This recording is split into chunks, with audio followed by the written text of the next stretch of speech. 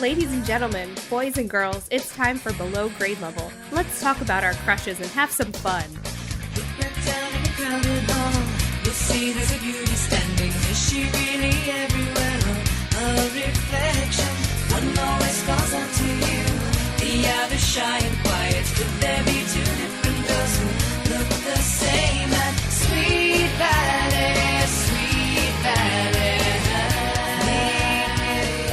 Hello and welcome to Below Grade Level, the show where we take the books that we read as kids and read them as adults and ruin them. I'm one of your hosts, Jonathan Eaton. With me as always, Thank you. It's Bekah Eaton. Hi.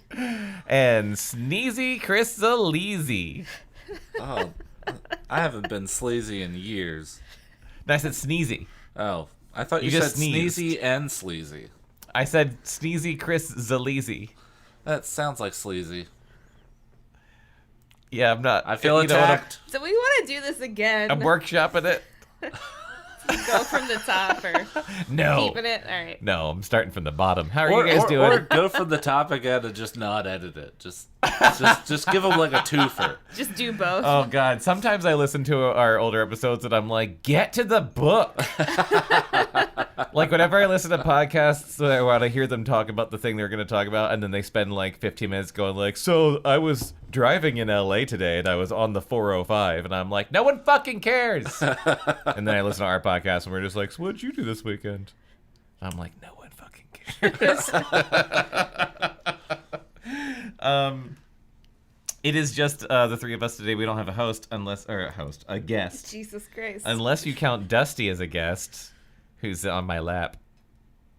Can you hear him purring? Nope. What about now? Nope.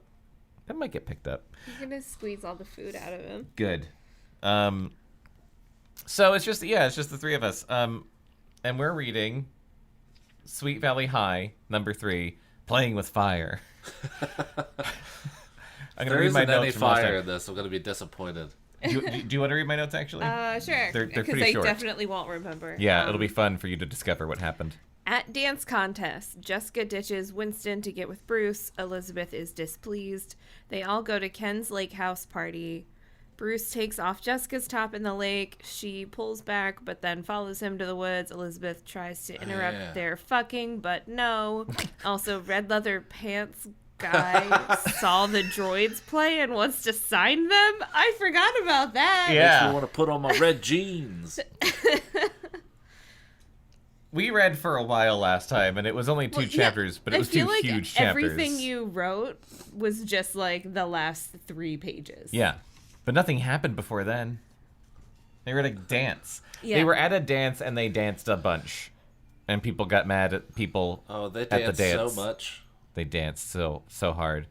Yeah, so where we last left our heroes, one of them was getting felt up in the woods. It's, possibly against her will? I don't really know. No, it was all according to her sick plan. Yeah. Chapter 3. My God. Elizabeth, rolling over, lay awake in her bed. She looked at the clock for the 40th time. It was already after 3 a.m. and she hadn't slept a wink. She was not only angry at her twin, but worried too. About an hour after her disastrous encounter with Jessica and Bruce in the woods, Elizabeth had seen them take off in his gleaming black Porsche. She had been disgusted enough to suppress her concern and enjoy the rest of the party. Wow. But once Todd brought her home, her worries returned, stronger than ever. Brooding over Jessica's whereabouts in the silence of the pre-dawn hours was becoming almost unbearable. On top of everything else, Elizabeth was angry at Jessica for forcing her to lie to her mother, whom she'd run into in the upstairs hall. Lying was something Elizabeth never did, except when it came to her sister. All the lying genes went to Jessica. Hoping her mother wouldn't double-check, Elizabeth told her that Jessica was already in her bedroom. What? How would that even work? Like, yeah, you didn't see her come home. She's already in there. Well, no, fast asleep. It works in the beginning of the sentence. It only works if her mother doesn't double check. That's true. Hoping her mother doesn't double check, she tells a lie. The last thing in the world she wanted to do was to sneak into Jessica's bed and pretend to be her, a routine she'd gone through more than once before. What, so did her mom never check on her? Because that's really fucking depressing. Like, Jessica's here, Elizabeth's probably there. Well, let's be honest, her mom knows which child needs to be checked on and which one is fine. Her mom knows which one's a piece of shit. This is just giving Elizabeth so much psychological trauma. I know. But also, what she should have done is say, like, is just, I don't know. I mean, yeah. But she doesn't know that that's what she should do. Where's Jessica? She's young. I don't know. I'm not her fucking keeper. Yeah. Oddly enough, her mother didn't question the lie. In fact, she didn't even ask Elizabeth about her date. She seemed preoccupied with something else. Elizabeth thought, I wonder what that is and when we're going to come back to it. Maybe her mother's playing with fire. Just... Her mother's Didn't they think their father was having an affair? Yeah, with like his office assistant. Yeah. Maybe her mother's... Maybe they're just going to recycle the same plot, but with the mom this time. Yeah, maybe her mother's having an affair with like some sort of, I don't know, like French chef named Flambe. And she's going to get burned in more ways than one. just So she is going to get physically burned? That's really gruesome. Yeah. All right. Well, emotionally in more ways and than physically. Just as the sun was about to make its appearance and be like, "Hi!" Elizabeth heard the sound of a door close. Convinced it was Jessica, she crawled out of her bed and tiptoed through the bathroom to Jessica's adjoining room. Oh, so their rooms are connected by a bathroom? Oh, I guess. Ugh, I don't know. I hate that. Rich people. At least they had their own separate rooms. Yeah. Jessica didn't see Elizabeth until she was nearly on top of her, and she almost woke up the entire Wakefield house with a startled gasp. She almost woke the Wakefields.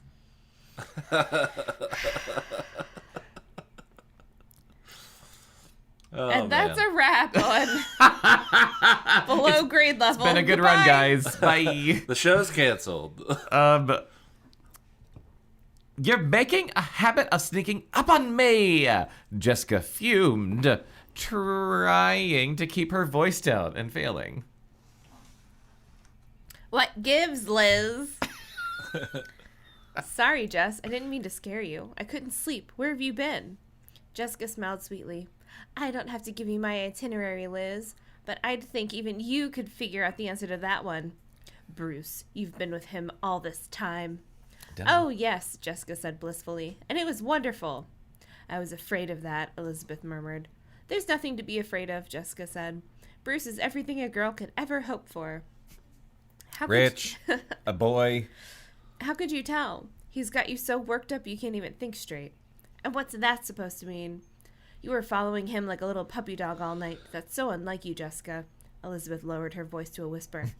And don't think I'm not upset about the way you treated me in the woods. You've never brushed me off like that before. Has she not? I feel like she has. First of all, she has. The time. Second of all, you Constantly. interrupted, like, pre-fucking.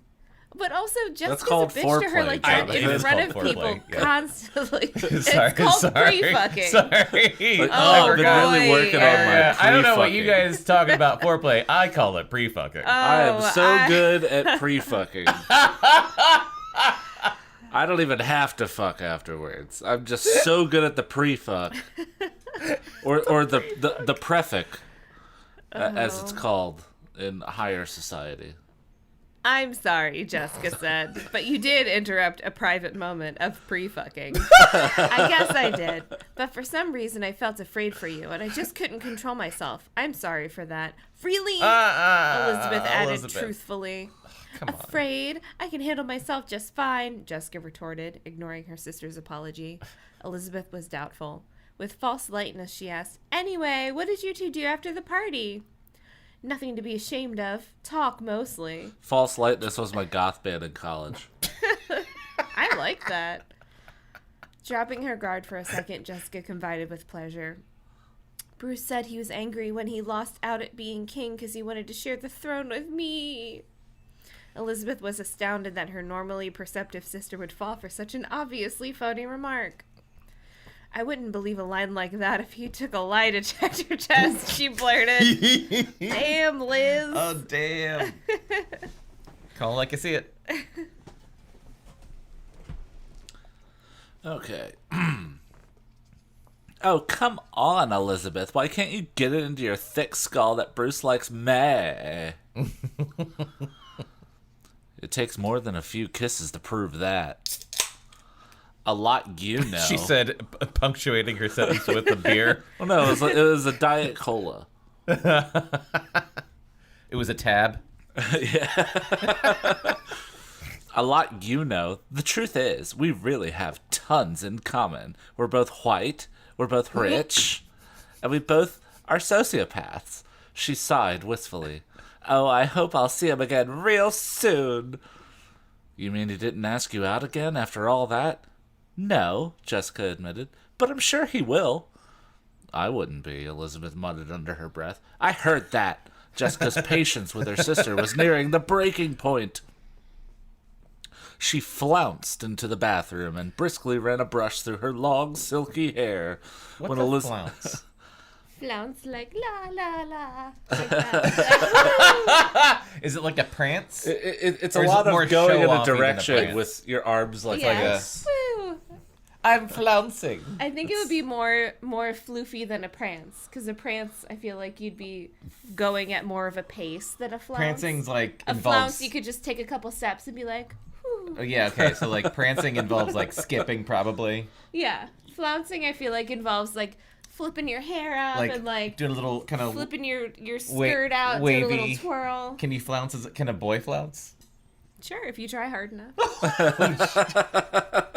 It might take you more effort. You've got less things to flounce I around. got less things to flounce around. Yeah, I would have to I'd have to unzip my hoodie Yeah, and flounce your hoodie, and like billow it flounce. up behind me, be like, follow me. He flounced into the bathroom, his dick waving in the breeze. Yuck.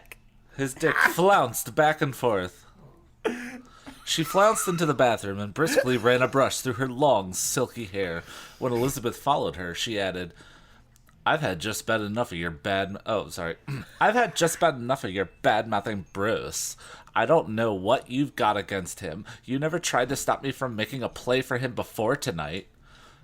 I never had to. Because she was unsuccessful Right? before tonight. I never had to. He was never interested before tonight. Oh damn! Look. Am I Elizabeth? Look at me, Liz. Look at me, Liz. It's like a mirror, isn't it? Because we're twins. Look, if there's something specific that you have to tell me about him, go ahead. Otherwise, shut up. This is making me think of the 40-year-old virgin when she's just like, look at me, I'm hot. He's arrogant and self-centered. He'll hurt you.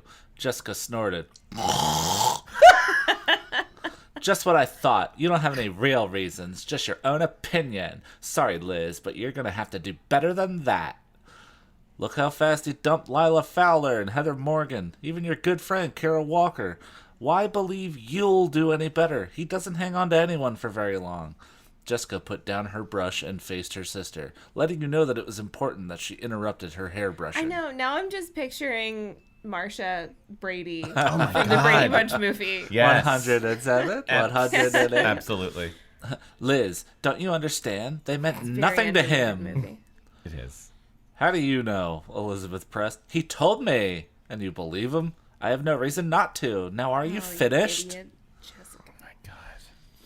Elizabeth eyed her sister silently for 10 full minutes, aware that in the end Jessica would have to figure out the truth herself. Oh, right. Elizabeth knows something about Bruce, but, like, it's very vague. They haven't revealed yet how she knows it. Remember that? Or what it is that she knows. Or it's in an earlier book and we forgot. 'cause- I'm pretty sure, I'm positive it wasn't. Does it have to do with Elizabeth's friend who also had a secret that was just like getting mental health No, I help don't. or something? I don't think so. I think this is gonna just be like new information. Okay. That's my guess. We could be wrong. We drink while we read these things. You had your chance, Elizabeth, Jessica said angrily. Don't you dare say another bad word about Bruce in front of me or you'll regret it for eternity. I'll murder Jess. you in your sleep. You heard me, Elizabeth, that's all. Before Elizabeth could recover, Jessica stormed out of the bathroom, the opposite of flouncing, and locked the door behind her. And she went, clack! Elizabeth stood alone. She said it out loud. Yeah. She went, I locked slam, the door, click! Elizabeth. Don't even try it again. Elizabeth stood alone in front of the vanity, her eyes brimming with tears. Despite all of the petty disagreements they'd had over the years, she couldn't remember Jessica ever going to bed angry at her. Really, though? Really? Elizabeth didn't like it one bit, especially since she was sure that the cause of their argument, that arrogant jock Bruce Patman, was just playing another game with her unsuspecting sister. And she was almost as sure she was almost as sure it was a game Jessica couldn't win. Hey, you got there. Thank you. I got it. Thanks, guys. Sunday morning found Elizabeth later. Sunday morning found Elizabeth at the breakfast table, nibbling idly on a piece of toast, only half listening to her parents' conversation. Says here that George Fowler's expanding his plant. Alice Wakefield putting down the Sunday paper as she spoke to her husband, Ned. I'm going to call him first thing tomorrow and show him my portfolio. I could come up with some wonderful designs for him. So that was it, Elizabeth decided distractedly. Her mother had been thinking about the Fowler project last night. That's why. It sounds like she only just read about it. So, I don't know. Says here, to confirm what I had already thought. Her mother had been thinking about the Fowler project last night. That's, oh my god, my fucking eyes are watering for some reason, and I can't read. Pollen Damn is the you, reason. spring! That's why she'd been too preoccupied to notice Elizabeth's cover-up for Jessica. Ned shook his head. That rhymed. You idiot. Do we have a voice for the dad? I can't remember. I don't remember Just either. do Gregory Peck and To Kill a Mockingbird. You know I can't! Jim. That's nothing. Jim. Ned shook his head. I don't know, honey. I hear he's already negotiating with a big design firm from San Francisco. Oh, Alice- man. Gregory Peck returned from the grave to come on this podcast. Gregory, get out of here. Come on, Greg. You old bag of bones. Alice, I gotta get through this so I can wash my face off. Alice lifted her brows in surprise, and only her brows. And Alice distress. lifted her bra in surprise. Alice lifted her bras in surprise and distress. Wait, who My the tits. fuck's Alice? Oh, is Alice the mom? mom. Okay. I was gonna say, like, do they have a maid, like the Brady Bunch? How did you know? Also named Alice. And why didn't you tell me sooner? Ned's face assumed that slightly bemused expression that always came over him when they discussed his wife's career moves. What? What? I can't remember what you do, honey. I forgot you had a job. You're still here? Slightly bemused? Silly woman thinking she has a career. I found out from Mariana on Friday, he said offhandedly. Mariana's last name is Trench, by the way. Yes, it is. It didn't seem important at the time. Mariana Trench was a partner in his law firm.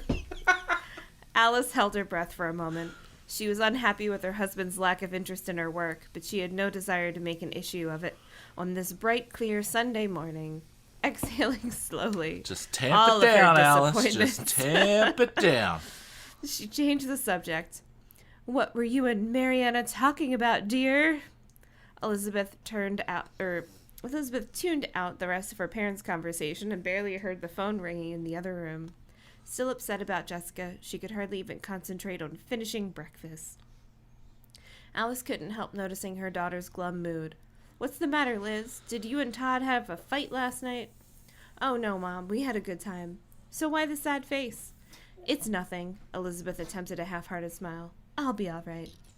Sure you don't want to talk about it? Alice asked. I'm sure, Mom. Really, I'm fine. I just didn't sleep too well last night. Pass me the cartoons, okay? Maybe a little Peanuts will help. She is you. I love the Sunday boy. funnies. Oh, me too. It's been so long. Elizabeth was busy trying to lose herself in the comics. She's seriously sitting there reading the comics. That's so cute.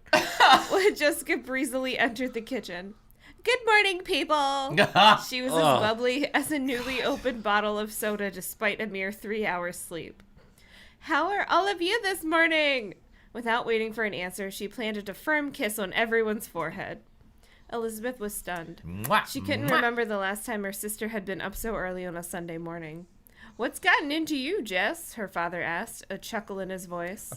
Mrs. Wakefield smiled. Can't you tell, Ned? Obviously, she had a great time at the dance. That's right, Mom, Jessica said, pouring herself a glass of orange juice. She leaned against a tile counter and stared dreamily off into space. I think I'm in love, she announced at last. With Winston? Her mother threw her a surprised look. Absolutely not. Winston's a nerd, Mom. I'm talking about someone extra special. Elizabeth groaned. She has no idea how big of a dick Winston has. But no one heard. All eyes were on her twin. Who's that, dear? Alice asked. Jessica paused for dramatic effect. Bruce Patman. The Patman boy, eh? Her father noted approvingly. But Jessica, what happened with Winston? I thought you went out with him last night, her mother asked a little suspiciously. She was well aware of her daughter's tendency to go after what she wanted with total disregard for other people. Did they go out on purpose? Weren't they just king and queen of whatever fucking dance? Yeah, they were like Win- an arranged Winston- marriage in high school. Winston was technically her date to the dance. But that's only because of the school's, weird arranged marriage rules Yeah, of prom. like they had to go together. Yeah. But they didn't have to leave together. Heyo! Anyway, I feel like this sentence is very important. She was well aware of her daughter's tendency to go after what she wanted with total disregard for other people. Of Jesus course she Christ. was. Well, then Of why course don't she you was. get about her? it? Why don't you get her help then? Seriously. I did, but he had his eye on someone else, Jessica had, shooting a quick, hard look at Elizabeth. Don't you fucking snitch. We agreed to go our separate ways at Ken's party. Elizabeth wanted to challenge the lie, but she held back at the last moment. From Jessica's behavior, Elizabeth knew that her twin was no longer mad at her, and she didn't want to upset the equilibrium, because who the fuck wants to deal with that shit? At the same time, though, she wasn't sure if she could stand to sit through her starry-eyed sister's retelling of her night with Bruce. It was like listening to someone who had been hypnotized. And he told me we were made for each other. Isn't that the most romantic thing you've ever heard? Jessica directed the question at Elizabeth, who remained unusually silent. Getting no reaction, Jessica shrugged and pranced out to the hallway to fetch her red Now she's nylon Now jacket she's prancing. from First the a flounce, closet. then a prince. Yeah. Swinging it over her shoulder, she returned to the kitchen. Don't hold up dinner for me, okay? Where are you going? Ned asked. Bruce just called. He's taking me sailing on Sexa Lake today. I don't know how long we'll be, but I don't want you to wait. It's Seca Lake for the listener, by the way. She glanced at the wall clock. He should be picking me up any minute now on his land boat. No, That was Porsche all- pulls up, and everyone knows that the sound a Porsche makes is Porsche, Porsche, Porsche, Porsche, Porsche, Porsche, Porsche, Porsche. Push, push, push, push, push, push, push. That was all Elizabeth needed to hear. Unwilling to watch her sister fly ecstatically out the door, Elizabeth pushed her chair away from the table. May I be excused? I've got a big chemistry test to study for. Sure, dear, her mother answered. Say, what's the big rush, Liz? Jessica asked. The test's not till Wednesday. That's practically eons from now. So call me a Girl Scout, Elizabeth shot back. I believe in being prepared, ya bitch. A little advanced studying wouldn't hurt you either, ya bitch. I wouldn't even dignify that remark with an answer, Jessica countered. She hurried out the kitchen and into the foyer to wait for Bruce and his slick, shiny, black Porsche dick. Porsche dick? Yes. That was like nothing.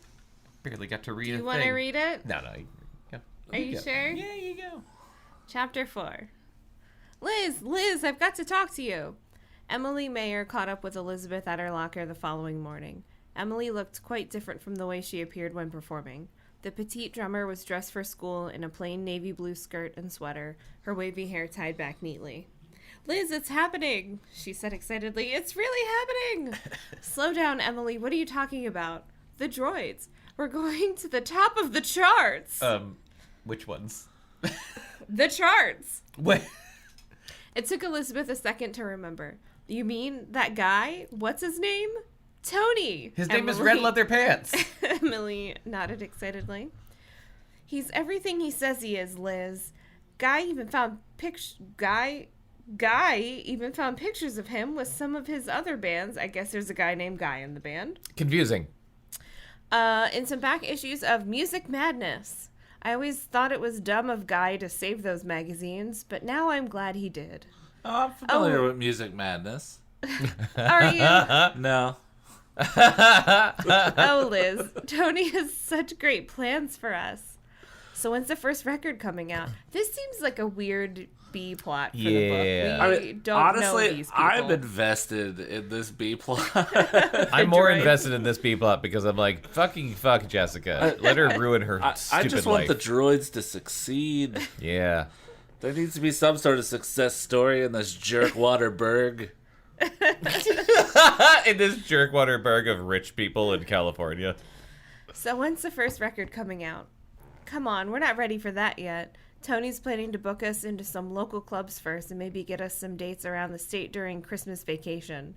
With a little luck and a lot of hard work, he says we may be good enough to break into LA clubs by next summer.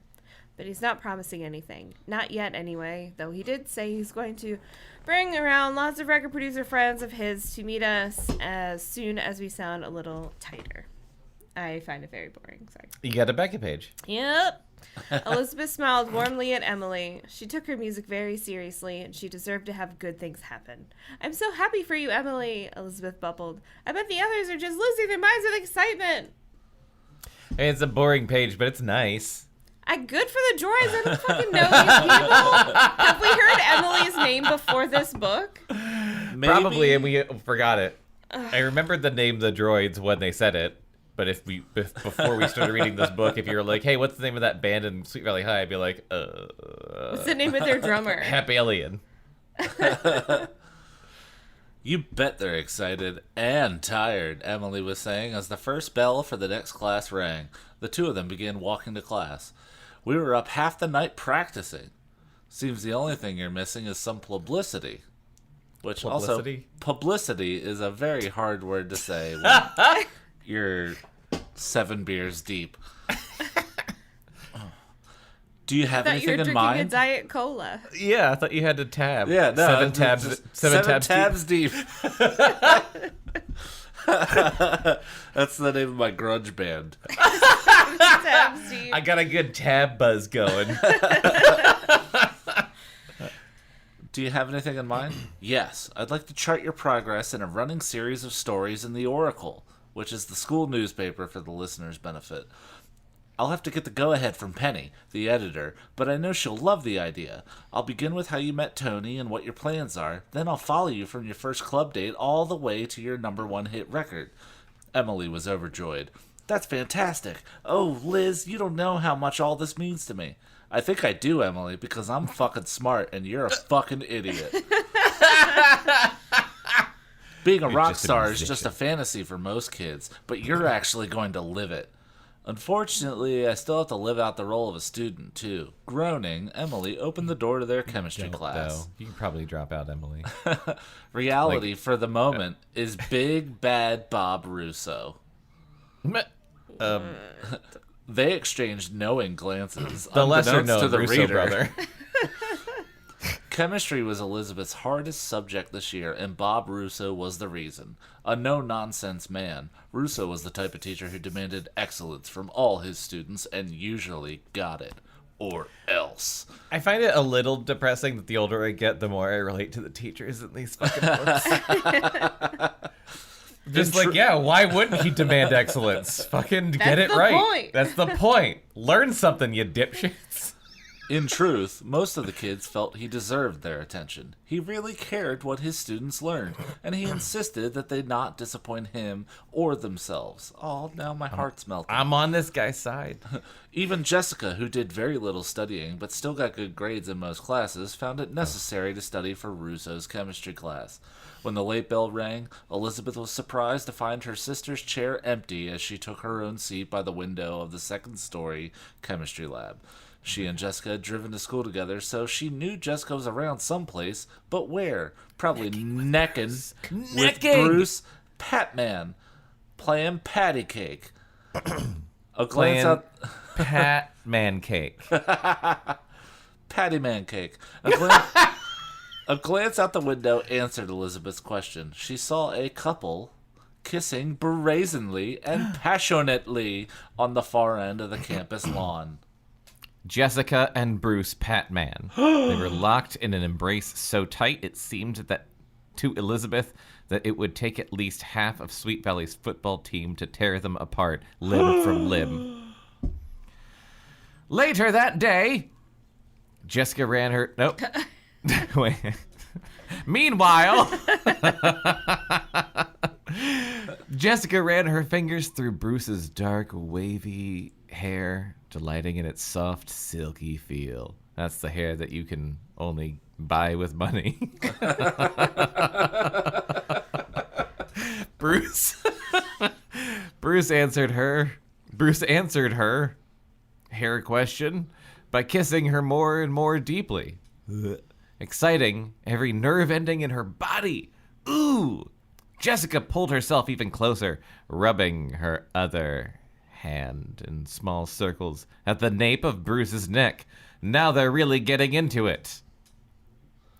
All right, this is gonna sound terrible, but like I was barely paying attention because I was looking at my phone, and when you said rubbing her other, I thought the word was gonna be mouth, and I was ready to get really grossed out. And I'm so glad that rubbing her other mouth. Yeah. Now I wish I'd said it.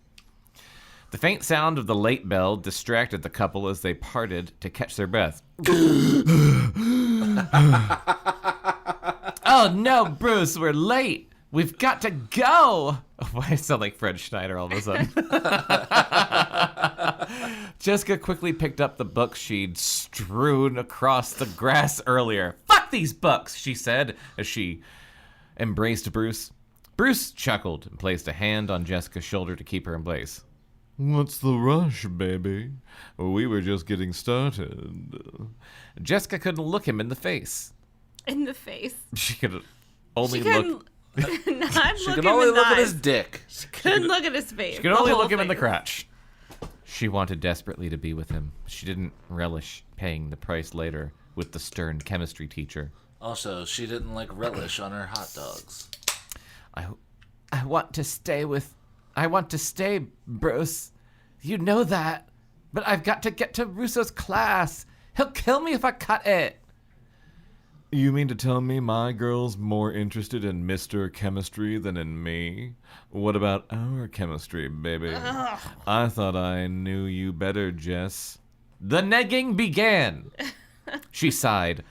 Oh, Bruce, you know how I feel about us. I've known you for 2 days. Then her fingers lightly caressing the back of his neck. Stop doing that! She continued. But you know how he is about giving out detentions, and if I have to stay after school, I won't be able to watch you practice tennis. Tennis? Are you fucking kidding me? Oh my god, tennis. I now need to picture an entirely different body type for this guy. I wasn't prepared for that. He definitely has a mullet. Wow. Okay. All right. Yeah. Oh, he's just Andre Agassi now. I gotta like you said, I gotta different. Redraw I was thinking more John. I was thinking more John McEnroe. No. Yeah. No, definitely He's Andre Agassi. John McEnroe is cool. Yeah. Yeah. Well, he's a cool asshole though. Don't you want to be friends with John McEnroe? Not really. He seems like a dickhead. He seems like a fun dickhead. Where was I? Tennis. Where's your priorities in regards to dickheads? Because John McEnroe's a dickhead. I don't think so. I don't think he's so. silly. Wasn't he on 30 Rock? Yeah, he was on 30 Rock. He's been in stuff. He He's seems been in like Adam Sandler movies, but I know also- he's like an asshole, but like he seems like he's like, I'm aware, and that's kind of like my shtick. And I'll have fun with you. That doesn't make it better. I'm not saying it's okay. I'm just saying if I had to choose between hanging out with John McEnroe and Andre Agassi, I'd hang out with John McEnroe. Because I feel like Andre Agassi would be like, what do you want to do? Look in the mirror? I just wouldn't hang And I'd be out like, with no, tennis John McEnroe would be like, what do you want to do? Hit some mailboxes with a baseball bat? They'd be like, fuck yeah, John McEnroe, I do. I do want to do that. I just wouldn't hang out with people that play tennis. Well, Because they're not my people. Good baseline. Yeah. We've gotten Which off is why topic. you're wrong and I'm right. Stay after school. I won't be able to watch you practice tennis. You wouldn't like that, Bruce, would you? I do see your point, but hey, not to worry, sweet thing. Reaching into the back pocket of his corduroy pants. Ooh. I like to wear corduroys because they swoosh. Bruce pulled out a pad. A pad. A pad. Even Russo can't refuse to accept this. Bruce scribbled something on the top sheet, ripped it off, and handed it to Jessica. You can keep reading that if you want. I'll just finish it. A note from the nurse's office! Jessica glowed. Glowed? Steal a fucking pad from the nurse. What did he do? Just wrote like, I'm the nurse and Jessica's sick. Relieved she didn't have to make a choice she had no desire to make. Oh, God. Bruce traced the outline of her mouth Ew, I read ahead and it's grosser. with his fingertip. And she went,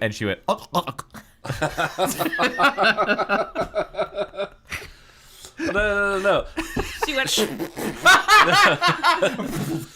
She went, what are you doing? Bruce traced the outline of her mouth with his fingertip. The results of my examination show you need some mouth-to-mouth resuscitation. Jessica moved closer. That was so fucking stupid, Bruce. I'd say Okay. your diagnosis is right on the mark, Dr. Patman. After that Shall we- last Bruce line, I kind of feel like he should kind of sound like Frankenfurter because that whole the rhyming and everything. Okay. Rocker. I gotta get in the we haven't done that voice in a while. Mm-hmm. The results of my examination show you need some mouth-to-mouth resuscitation. Jessica moved closer. But I hate Bruce though, and I love Frankenfurter. I love Tim Curry. No, I'm keeping the shit voice. Jessica moved closer. I'd say your diagnosis is Mark, Dr. Patman. Shall we begin the treatments?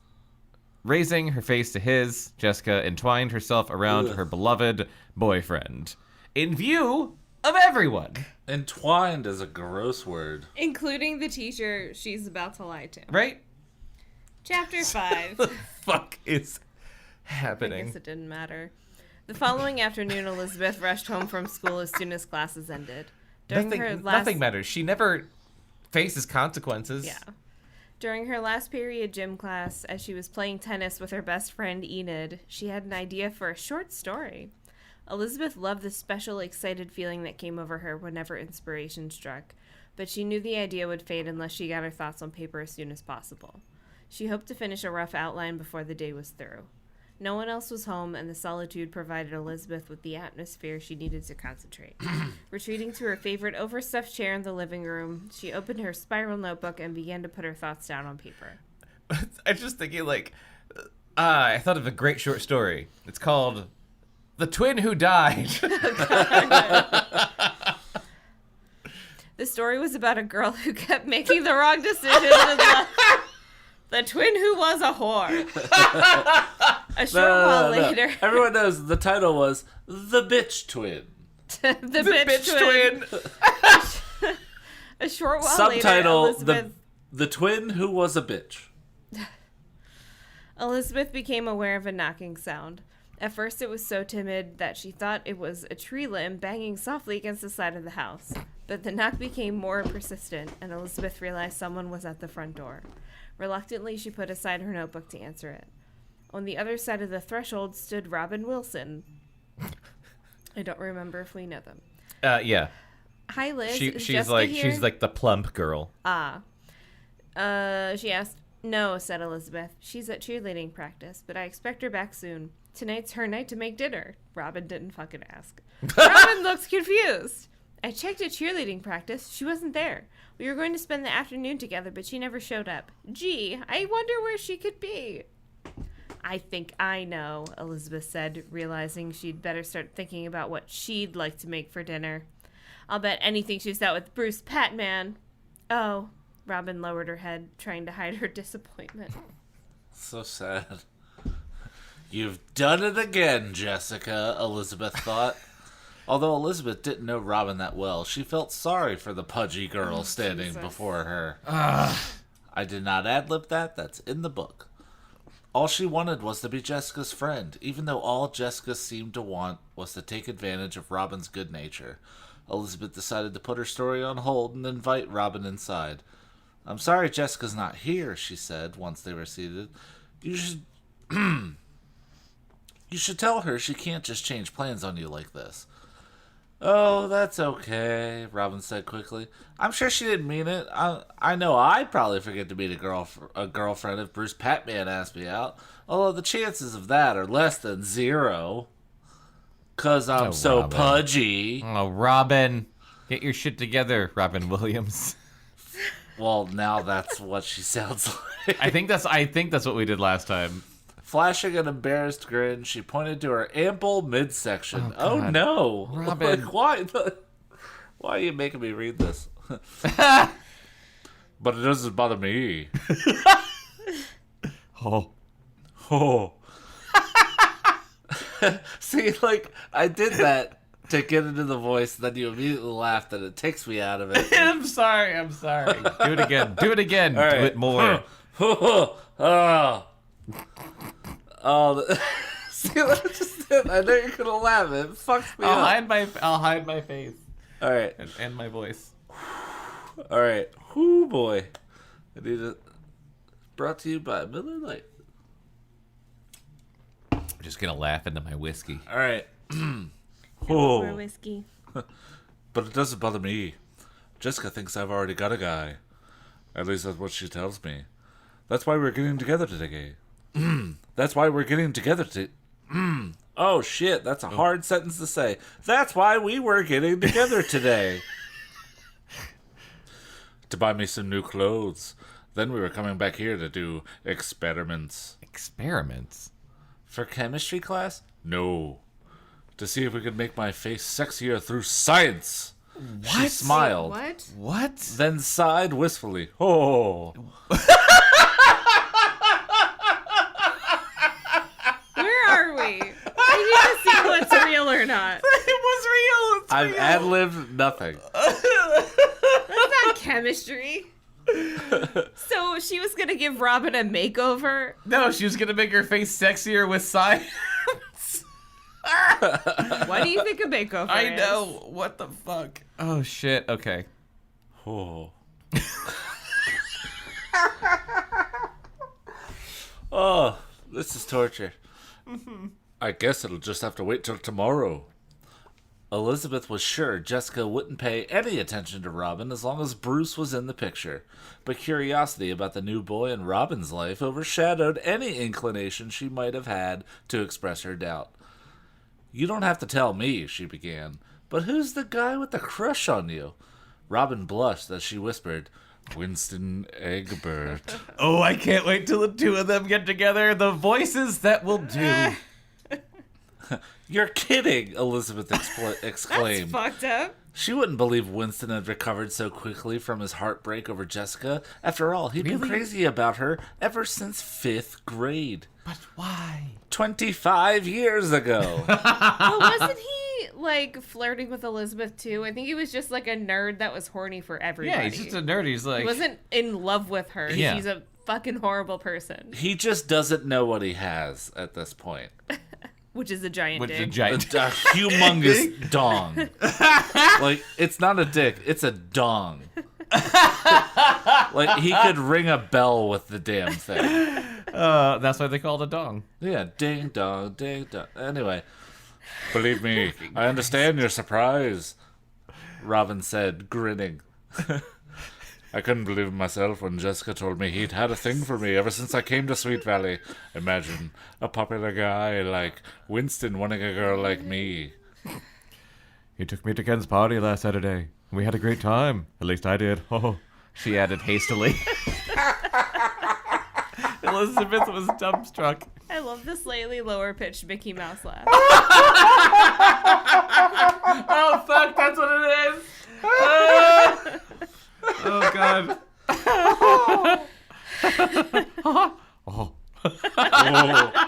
Holy shit. Oh, God, okay. Elizabeth was dumbstruck. Yeah, I saw you together, she managed to say. Unbeknownst to Winston, Robin's just her sibling's dad dressed up as a woman to try to reconnect to them. And Jesus fucking Christ. pretending they're a high school student. And poor Winston. Trying to hide her shock at Jessica's latest little bit of manipulation. She was convinced Jessica had put Robin and Winston together to get both of them out of her hair at the same time. I don't think she's that caring. I don't know. I don't. Jessica? Yeah. I don't. Well, it's no, not caringness. It's manipulation. Yeah. Well, manipulation, but yeah. If it serves her own ends, Yeah. she probably thought it was like a brilliant plan. Probably. Like, oh, I'll stick these two nerds together. Elizabeth also felt that Robin deserved to know the truth instead of being duped into believing a fantasy of Jessica's creation. Robin, it's hard to tell you this, but Wynn's been interested in my sister for quite some time. I don't know if he's really ready to get involved with someone else, despite the fact that he wasn't involved with Jessica to begin with. But that, whatever. A momentary look of concern crossed Robin's face as Elizabeth spoke, but it was followed quickly by a sigh of relief. Oh, don't worry, Liz. I know all about Jessica and Winston. She told me there was never anything much to it. They're just friends. Elizabeth shook her head slightly. I don't think you heard what I said. Are you fucking listening? It's possible that Wynn isn't ready for you, or, for that matter, anybody. But Jessica told me. She's not right all the time. Look, Jesus. I'm sure Wynn thinks you're nice. I just don't want you to get your hopes up. I know Winston's really hung up on Jess for some fucking reason. The last thing you want is a boy on the rebound. I don't know. Maybe let her make her own fucking decision. Or that. No, Robin hedged. you're wrong, Liz. Why are people hedging so much? I don't know. I don't know. Hedged is being used Hedged. as a verb. Oh, fuck. You mean you think he's definitely over Jess? Elizabeth asked. No, Said Robin, smiling. I mean, I'd definitely take him on the rebound. Oh, They both laughed. oh. In that case, I hope I'm wrong for your sake, Elizabeth said. She was beginning to like Robin. By the way, She was so desperate and pudgy. yeah, you'll take anything. By the way, got any plans for Saturday night? Not yet. Well, if nothing comes up, why don't you join Todd and me? We're going to a club down in Sand Pines to see the droids. I don't know. I don't want to tag along on your date. It's not an actual date. I'm writing an article for the Oracle on the droids, so it's more like an assignment for me. It's a write-off. I think it might be a good place for you to meet some guys. You don't have to give me an answer now, but promise me you'll consider it, okay? Robin thought a moment before answering. Okay, she said. Then she got up and headed for the door. I'd better be getting home now. You'll tell Jessica I stopped by, won't you? Don't worry, Elizabeth said with a gleam in her eye. You can be sure I'll tell her. Later that night, Elizabeth was taking that night's dinner of roast chicken out of the oven when Jessica showed up. So Elizabeth made a roast chicken. What is she, 16 years old? Yeah. Following the aroma into the Elizabeth kitchen. could do like a anything cartoon she sets her character. mind to, Bekah. Sorry. You know Elizabeth is a fully functioning adult at 16 because of how she was raised with a psychotic sister. Yes, you're right. I apologize, Elizabeth. Jessica purred. Something smells good. I gather you're going to grace us with your presence tonight. Of course, I live here. Oh, and thanks for making dinner tonight. I promise I'll make it up to you sometime. With you, sometime could be around the year 2000. I won't hold my breath, Elizabeth retorted. 17 people highlighted that sentence on Kindle. Probably because they were my like, God. fuck, I'm old! Look, I'm really sorry I was late. I had something important to do. It was 17 books later when they were like, hey, look, I made it up to you for the one time you made chicken. I know. Something called Bruce Patman. Jessica looked genuinely surprised. You and your intuition. Actually, Robin stopped by earlier. She said you and she were supposed to get together this afternoon.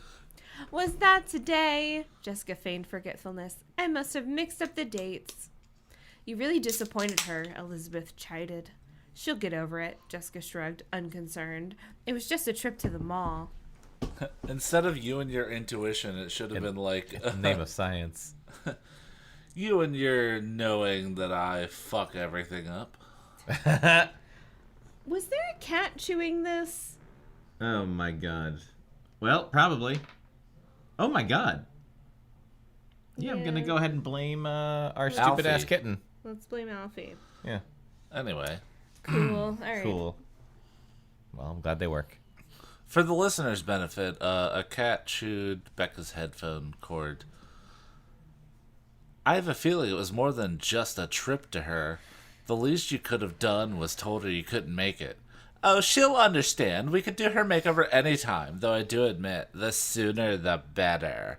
Honestly, Liz, I simply forgot.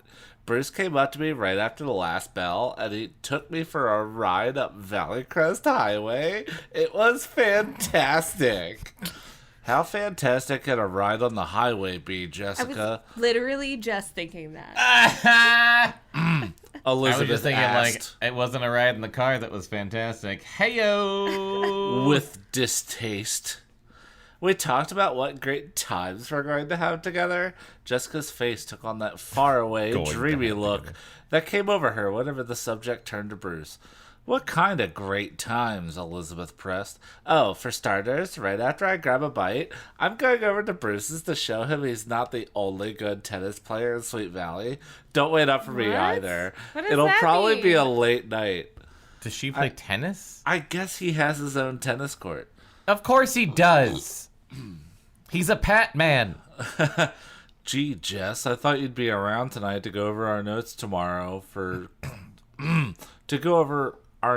tomorrow's chemistry test. You still worried about that? Aren't you? You're barely getting by as it is, you dumb bitch. But I always pull through, don't I? Yeah, but you don't fucking pull out. Oh. Later. A half hour later, Jessica stood on the Patman's tennis court, cut into the hill right below the stately Patman mansion. The Pat Mansion. The Pat Mansion! I was just As going to it's say known. that. The court overlooked Sweet Valley, and Jessica could see her own house near the bottom of the slope. Swinging her racket lightly, she turned to Bruce as he approached from the house. I love it up here. The view is gorgeous. Bruce's eyes were focused on Jessica's legs, long and tanned, beneath her short tennis whites. Oh, sorry. I read that completely wrong. I love it up here. The view is gorgeous. Bruce's eyes were focused on Jessica's legs, long and tanned beneath her short tennis whites.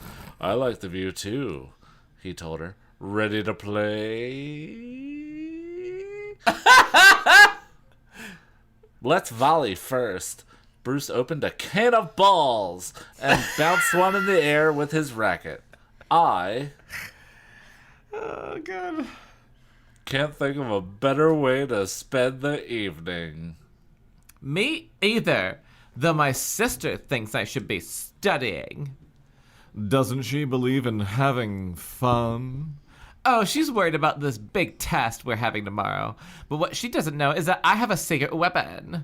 What's that, baby? Not what, who? Emily Mayer. She sits next to me, and she's practically Albert Einstein at chemistry. And her handwriting is neat and large, if you get my point. Do you get it? Do you, Bruce? Bruce winked knowingly, then positioned himself at the far end of the court. I think it's time I got your mind off chemistry, he said, getting ready to serve. Here goes. He smacked the ball into Jessica's face, using the same competitive game strength force he would have with any opponent. Jessica returned the serve with a clean, hard backhand down the line, much to Bruce's surprise. Clean, hard backhand. She gave him the clean, hard backhand, if you know what I mean. He was not amused. It's where you do this, Hey. and you just rub it between. Oh, boy. Oh, boy. This is just a visual joke. Oh, I don't like it. I don't like all the fingers. No, it's too many fingers. Too many hold on. fingers. And they're way It's too where No, you do no, I don't this. like the fists. The fists are worse than the fingers. The important part's the back of the hand. You That's the important because part. It's softer skin. It's less I coarse. feel like that one should just be called, like, starting a fire. Wouldn't that be this? Oh, that Palms would together? be that. Yeah, that would be that with Wait, your hold on. palms. It's more elegant if you cross your hands and then go towards it, and then you Ooh, just fancy. Like, Yeah. oh, Okay. It's fancy. oh, It's called the backwards fire starter. Oh, do you like the backs of my hands? Do you like my God. backhand? So she returned Feel the serve those with a clean, knuckles. hard backhand on the line, much to Bruce's surprise, and he was not amused. He just wanted to, like, hit balls at her really fucking hard and Yeah. have her miss it. What's the idea? I didn't think you would be good at this. He grumbled. Just brushing up on my game, Bruce, Jessica said, pleased with her shot. Bruce was a very strong player and a sore loser, but she was confident she could hold her own against him. When did she ever practice tennis? Great question. I love it, and I don't have the answer. Because tennis I have isn't the a answer. sport you can just pick up. Yeah. If I tried to play tennis right now, I'd be like, duh, and I would hit You myself would with a never racket. hit the ball. No, I would ever. never hit the ball. And if you did, it would go behind you somehow. And if I hit the ball, I'd be like, love! The Wakefields are naturally good at everything, so that's my explanation. She couldn't hear what Bruce muttered under his breath. It was like, stupid bitch. But she could see that the smile was now gone from his face. Again, he smashed the ball across the court. And again, Jessica's natural reaction was to hit it back perfectly. Who do you think you are, Chris Everett Lloyd? Bruce yelled across the net. It was clear he didn't mean it as a compliment. Who the absolute fuck is Chris Everett Lloyd, and why isn't there Chris like... Everett was a tennis player in the olden days, and I only know that Are you because she serious? was one of the tennis players on the Nintendo tennis game I had. Oh my god.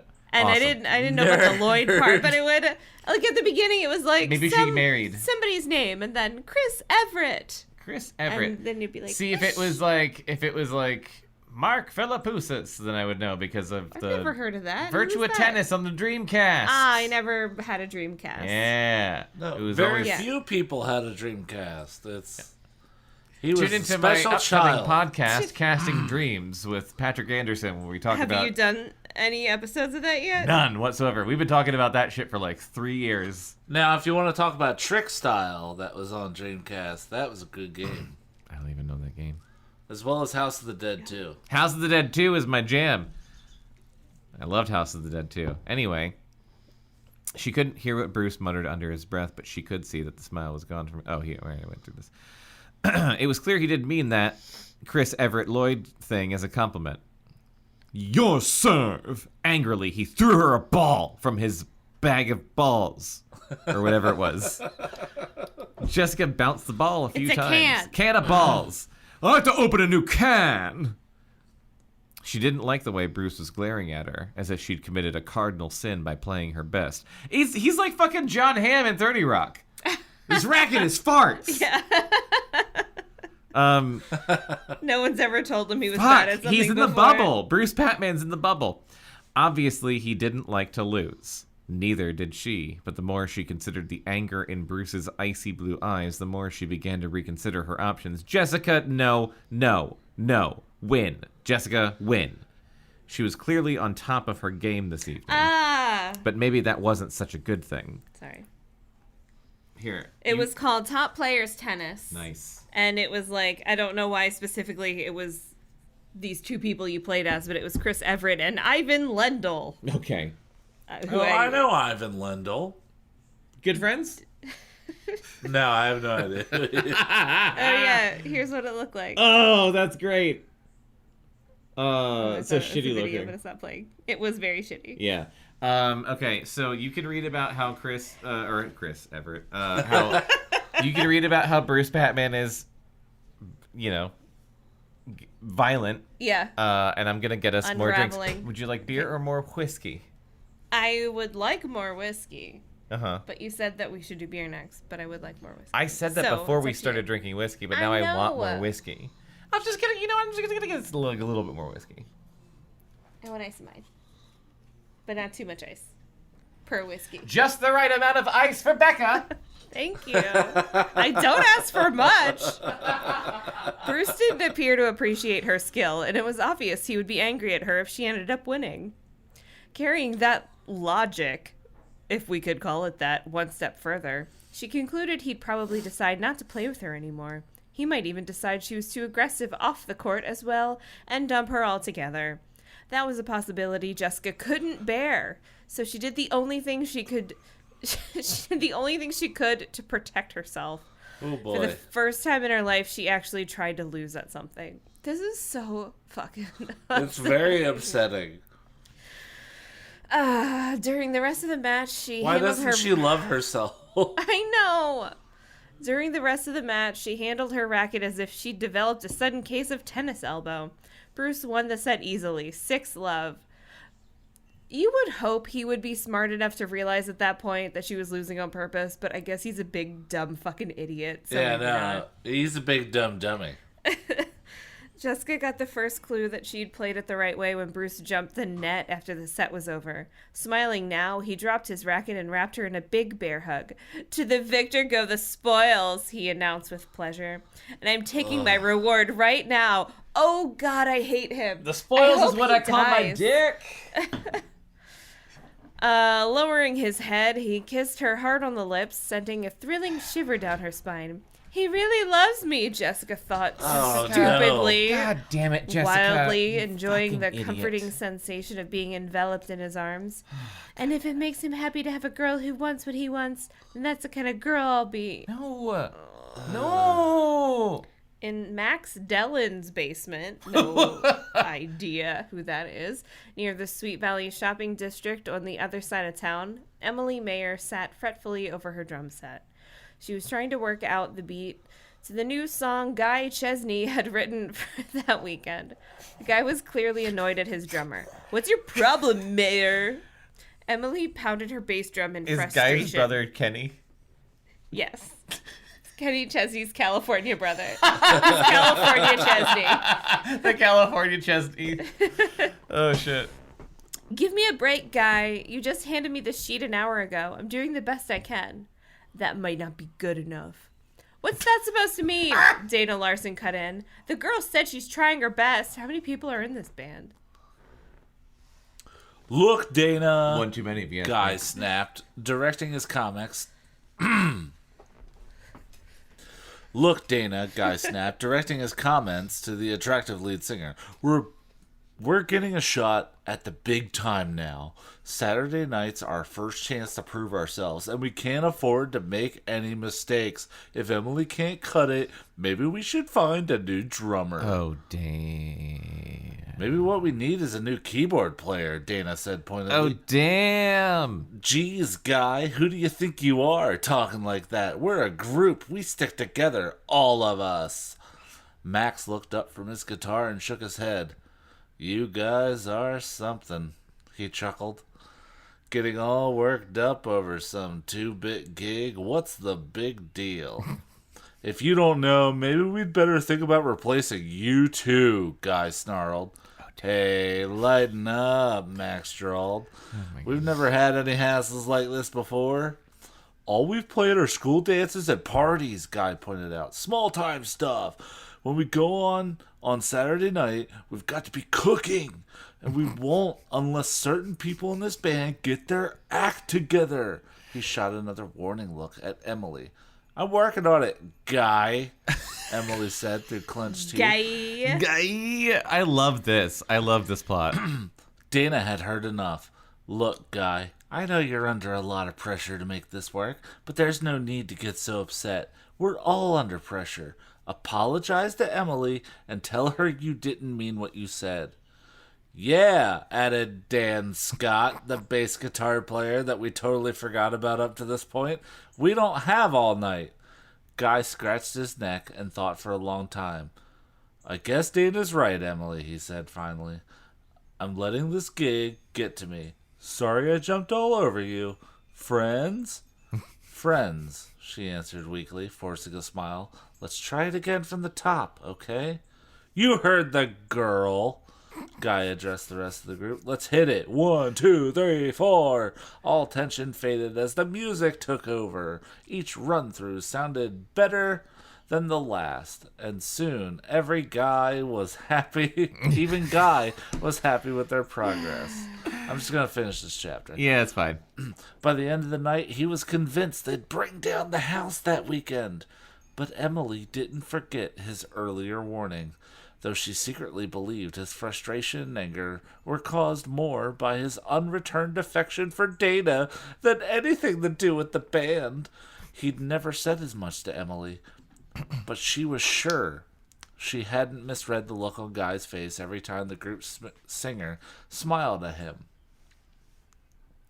Whatever the source of Guy's problems, though, Emily was anxious not to push her luck. After the group decided to call it a night, she went home and practiced every song in the droid's repertoire. It was only as she the was French getting say. repertoire. It was only as she was getting undressed for bed that she remembered Rousseau's test. Slipping under the covers, an exhausted Emily opened her chemistry book. But 10 minutes later, the light still on and the textbook uselessly on the floor where it had fallen, she was sound asleep. Oh, Emily. So Oh, Emily. What are we gonna I do never with you? studied for a test until college, and I did it once, and I got like Humble 115%. Humble But, like, brag. What do you study? I don't know. I just like did You my didn't homework and study? shit, and then I'd go do a So you test. just knew? I knew shit because I did my homework. I didn't. How do you study? What do you just reread your homework? I knew you just shit look because at I it. read it in class. Well, I mean, I would read the assigned textbook whatevers when we were supposed to read them. Yeah, I guess. But what do you do for a test? You just reread the stuff you already read? You just look over the facts and try to memorize them? Try to memorize the facts? Look over the facts. Look over the facts and Like your try to big memorize them. corkboard with the red strings. Yes, exactly. Just go over, The facts of the case. the facts of the case and try try to and find out who memorize the killer is. Oh, man. I was bad at school. But did you study? It sounds like you know how, even though you I just said a bunch did of because I silly was stuff. bad at school. I So, don't even but know now what it studying sounds like- is. I mean, my did you God. do your homework? Did you do the readings Ooh, when you were no. supposed to? So you probably had to study because you didn't do the stuff when you were supposed to. Yeah. You didn't learn at like the normal pace. No. I just did the work when it was assigned, so then when the test came up, it'd be like, yeah, I know that shit. Already, Yeah, I Did get. my Okay, homework. so I guess you did it the way you're supposed to. I didn't like cram before a test. Yeah. Oh, That look sounds at you, stressful as shit. Little Miss It is Normal. stressful. It's very stressful. That's why, like, in college, whenever, like, midterms and finals came up, it was, like, the week that I would smoke. Like, I didn't smoke cigarettes, but, the week before those tests is when I would, like, bum cigarettes or, like, buy a pack because I was stressed out of my fucking mind. Because I didn't do shit the rest of the time. And I had to pass. Well, I didn't do amazing in college. School's to dumb. be fair. School's but bad. Yeah. I did try to do the shit as it came up and not wait till later because that just sounds like a goddamn anxiety nightmare. I was definitely the kid who I did my homework in homeroom, like the morning of. I wouldn't do anything. I feel like we've talked about this before, but still. I And did then- We my homework definitely on, have. I did my homework on Friday nights. Oh my So I God. can have my weekend to myself. I did my homework Monday morning in a frantic frenzy, asking people if they knew answers to shit. I have no memories whatsoever And like in the of hallway, ever like doing walking to homework. class, trying to finish it. And then I would just like make up excuses. I am 100% like the kid teachers hated. I don't know if they hated me the most because like You were in their top 5 hated students. I was definitely in the top, I think, of hated students because I was like both things. I did pretty well most of the times because I bullshit, but I bullshitted. So like I think they probably knew that I was just like fucking feeling my way through the dark. Yeah. I was the Chris, kid did that you say you have no memory of doing I have no homework? memory of ever doing homework ever. What? Did you go to school? I went. I just You don't really remember, didn't do a like, whole lot. Sitting in your room doing multiplication tables and shit? No, I don't. I never did homework. Or like any did- reading? Oh my Once God. I left school, Your mother did all school your homework wasn't for you, an didn't issue. she? No, Once no, you left it's- school, you graduated high school. No, I'm talking about like once I left school for the day. Oh yeah. School was out of my mind. I never did homework. Your mom was sitting there after a long fucking day of nursing people back to life, doing your goddamn multiplication tables No. for you, Christopher. There was a couple instances of my parents like forcing me to do my homework, and it was such a struggle So you do remember. that they just gave up. And Did no, you- and this is where I say like public school's a joke. They passed me to pass me, not because I earned it, but because they didn't want to deal with me the next year. And also, you have to remember the schools I went to. I have 3 older siblings, so a lot of these schools dealt with my parents the first 3 times, and by the time I got there, they were like, "Just fucking pass him. Yeah, I we don't don't need want to another talk one." to his parents." We don't need another one. Yeah. Yeah, and I that's, vaguely remember, yeah. that's why I have a diploma, even though I don't deserve it whatsoever. Chapter 6. I don't believe it. I just don't believe it. Jessica wiped a hand across her tear-streaked face and then threw herself into Bruce's arms. Oh no. What?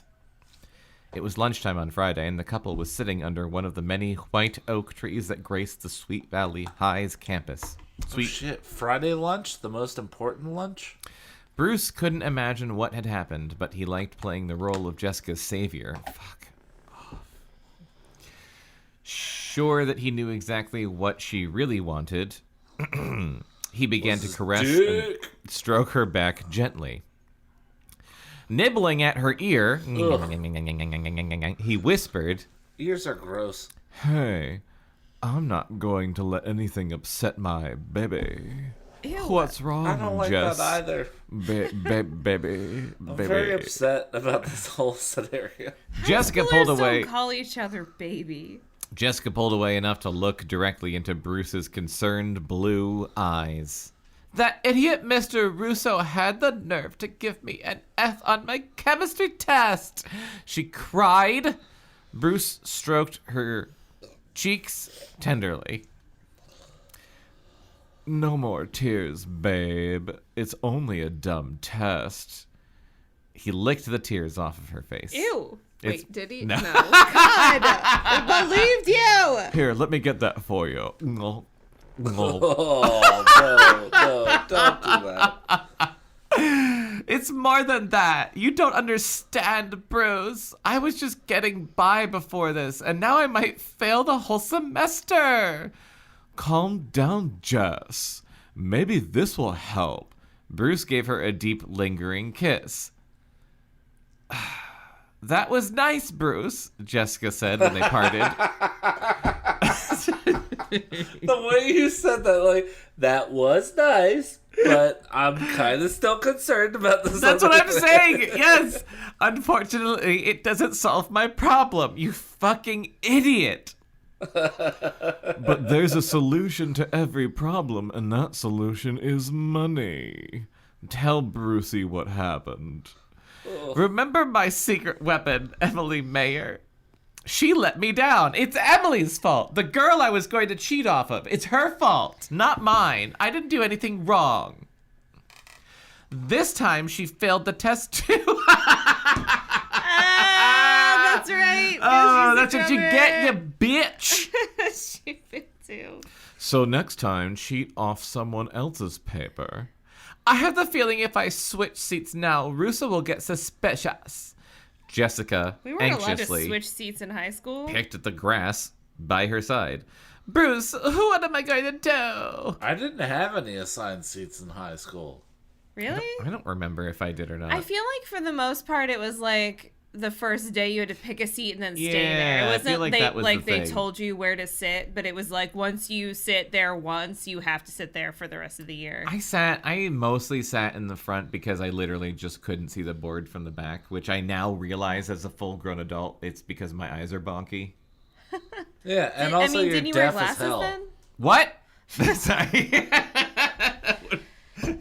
What? He peeked. What did you say? That was real. Didn't you wear glasses in high school or contacts? Yeah. But my eyes are bonky. That's what I'm saying. I know now. I don't remember, Chris, if I told you this. I just went to the eye. Yeah, I went. Okay. Well, the listener doesn't know. I went to the eye doctor The recently. listener doesn't need to know. We're reading the book. Even with glasses and contacts, his eyes aren't perfect. What? The end. Okay. His eyes fucking suck. Hey, I'm allowed to say that. Yeah, but you got golden vocal cords. Thank so you. Let's keep reading. Thank you. That's the way to get me back on track. I have a feeling if I switch seats now, Russo will get suspicious. Jessica anxiously picked at the grass by her side. Bruce, what am I gonna do? He clasped her hands in his hands.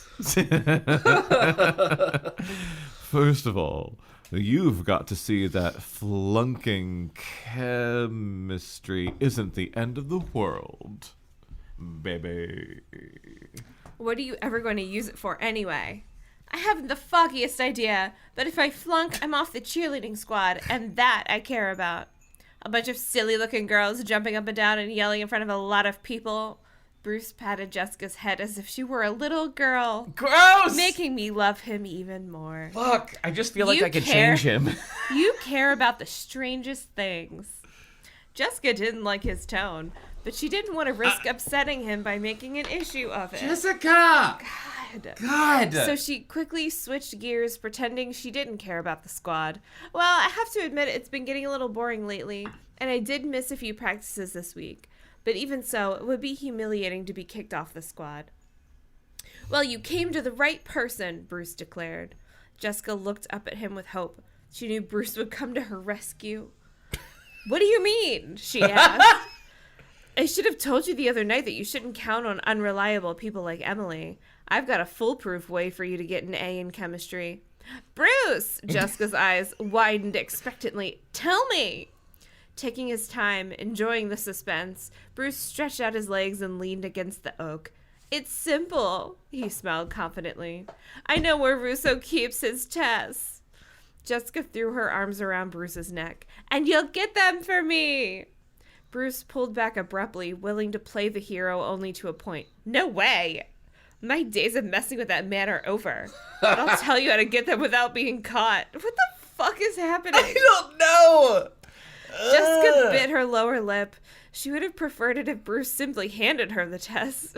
I just hate both of them so much. But she was in no position to argue. Sure, Bruce, tell me where they are. Later, he whispered, moving closer. First, we've got to take care of business. Business is what I call my dick. Bruce wrapped his arms around Jessica, and together they fell into the soft grass, exchanging kisses with a frantic urgency. Ew. Meanwhile, on the other side of campus, Elizabeth carried her lunch tray to the outdoor eating area, scanning the rows of tables for an empty seat. She found one next to Winston, who sat staring down at a book, though he looked as if he hadn't the faintest idea he was reading. Mind if I take a seat? Elizabeth asked. Taking a quick glance at her, Winston smiled ecstatically, not daring to believe that his fantasy had come true. The smile faded quickly, however, when he realized which Wakefield twin it was. "Oh, hi, Liz," he said glumly. "The seat's yours if you want it." "That's not the friendliest offer I've had all day, but I'll take it." She placed her tray on the table. "What are you reading?" Oh, it's a horrible question. I hate when people ask me that, and it triggers me. A book. Winston put down the book. "You've got me. Something to do with economics."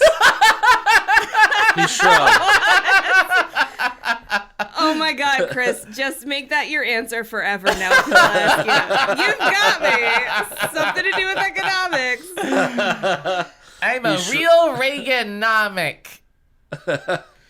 Just waiting for this trickle down to happen. Holy shit. He shrugged. "I didn't mean to sound unfriendly, Liz. I was just thinking. I'd probably be better off if I gave it all up. School, girls, my car, and joined the nearest monastery." Elizabeth put an arm around his shoulder. "I never thought of you as the type to get the calling. You sure about this?" The calling. Oh, man. Which I guess is a common phrase at that point in time. Holy shit. I feel like the calling should have a capital C. Yeah, definitely. "Nah," he admitted. "But it would make life a lot simpler." I'm going to sneeze at some point. I just want to preface that. Wait, hold on. Oh, my God. Bless you. Thank you. Bless you, Winston. Oh, fuck. Ew. Did it get in your beard? A mustache is always a risk. I feel your pain. Why do I have the feeling this has to do with girls? Say one girl in particular? Oh, wait, that was Liz. Oh, shit. That's just how she sounds sometimes. Yeah, no, that's... She's just, yeah. Winston looked at her sadly. "Am I that transparent?" Oh, my God. Elizabeth smiled. "Not at all, Win." She lied gently. I'm not ad-libbing it. She It says, lied gently. "I just happen to be her sister. You want to talk?" Winston drummed his fingers on the table for a second or two, then let out a deep sigh.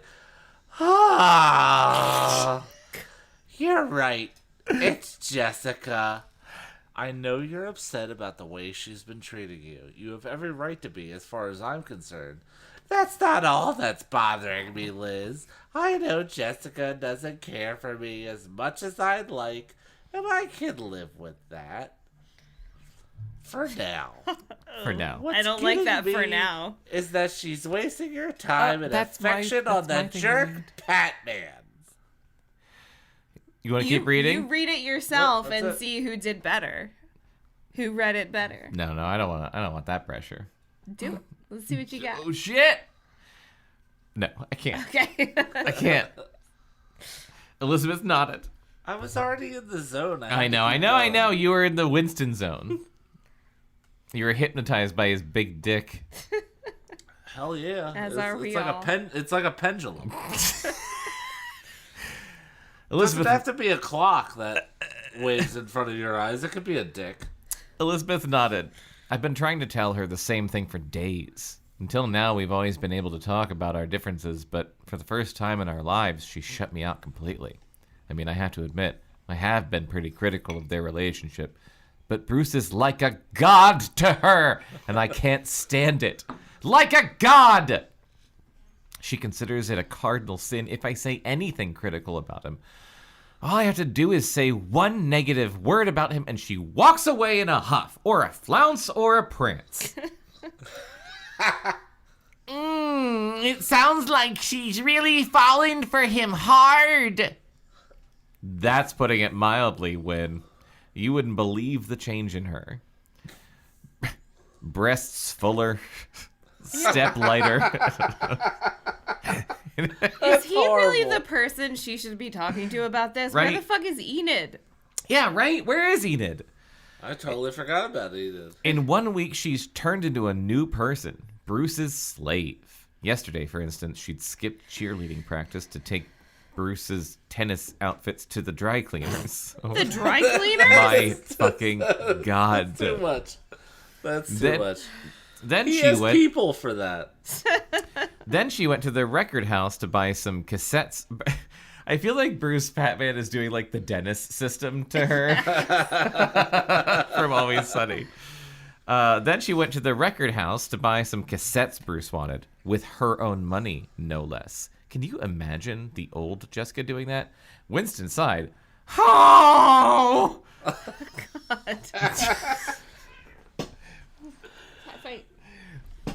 We can't let her go on like this. I can't stop her. Sadly, Elizabeth looked down the tuna salad she'd barely touched. She didn't know what was making her sadder, Jessica or the tuna salad. Jessica's love life was ruining her appetite more than her own ever had, she mused. Ew. More than her room temperature tuna salad that's been sitting in her lunchbox all day. Or It's her not like own you can love life. refrigerate It's very it. confusingly worded. Yeah, doesn't... Wait. Then her own ever had her own love her life? own love life, I guess? I guess. But there's got to be something we can do, Winston insisted. Jessica thrust a forkful of tuna salad into her mouth. It tasted like wet cotton. Fuck me. Look, I think we both need to change the subject. Got any plans for tomorrow night? Winston shook his head. Besides a hot date with my Atari? No, nothing doing. Nothing doing! I didn't make that up. The droids are playing their first big-time gig tomorrow night. Want to come along with Todd and me? The droids? How come I haven't heard about this? They've been quiet about it because they don't want the audience full of kids from Sweet Valley. They want to see how their stuff will go over with a bunch of strangers. Well, good job telling everyone about it, Jessica. The Elizabeth. droids! He yelled. I'd go see them wherever they're playing.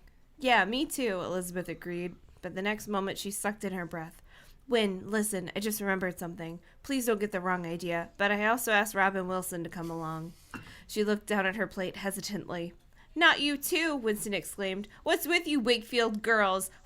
Why the big push to get me and Robin together? I didn't mean it that way. I told you, I forgot for a second that I'd asked her. I just thought that since you didn't have any plans, you might want to go with Todd and me.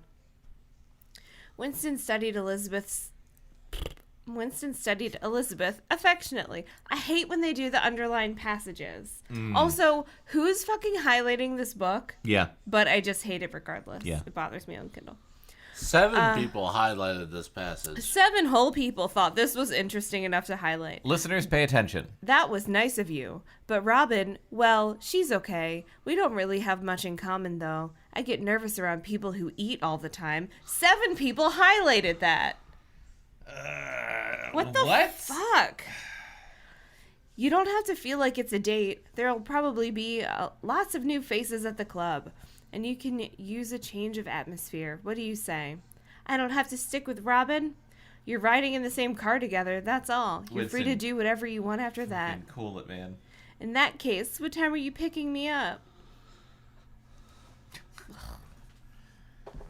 Winston. Chapter 7.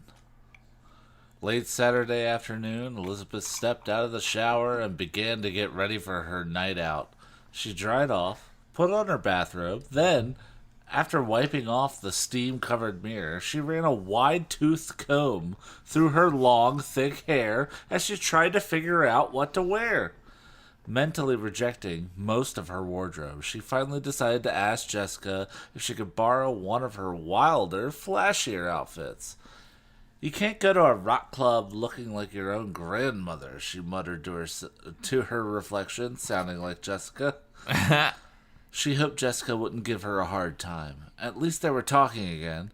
Trying to keep the lines of communication open between them, Elizabeth had stopped criticizing Bruce. She figured that as long as she kept him out of the conversation, her relationship with Jessica stood a good chance of returning to normal. She also hoped it would increase the chances of Jessica's confiding in her, should she need to. As Elizabeth finished blow-drying her hair, she heard a knock on the bathroom door.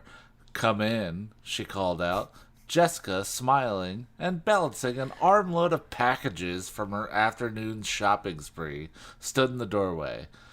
"Come take a look at what I bought," she squealed excitedly. "I found the most heavenly dresses at the Boston shop," which is a real store. "You went where?" Elizabeth couldn't believe her ears. The twins had always avoided that exclusive women's store, a place where a lot of snobby types did their shopping. Filled with curiosity, Elizabeth followed Jessica into her room. "You swore you'd never set foot in that place." "That was before," Jessica said, opening up one of the packages. Elizabeth didn't have to ask before what. "Let me see what you got," she said resignedly. Triumphantly, Jessica pulled a brown wool blazer and matching skirt. Matching skirt? So a brown blazer and a matching skirt. Brown wool Hot. skirt. Gross. Out of one bag and 2 Oxford shirts from another. The look was Double tasteful, hot. classic, and rich. Waspy, you might even say. Yet very unlike Jessica. "Aren't these the most elegant clothes you've ever seen?" Jessica looked at her sister in total bewilderment. "Weren't you the one who always said that people who dress preppy have no originality?" "That was silly of me, wasn't it?" Jessica threw the blazer over her shoulders and smiled. "Bruce thinks this is a smart look, especially for a girl with long legs like mine. He's taking me to the country club for dinner." She put the jacket on her bed and held the 2 shirts against it. "Which do you think looks better, the beige or the pink? What do you think, beige on brown or pink on brown? What looks better with brown, Liz?" Elizabeth longed. Elizabeth longed to ask her sister why she was letting Bruce run her life. But she had the distinct feeling that Jessica wouldn't understand what she was talking about anyway.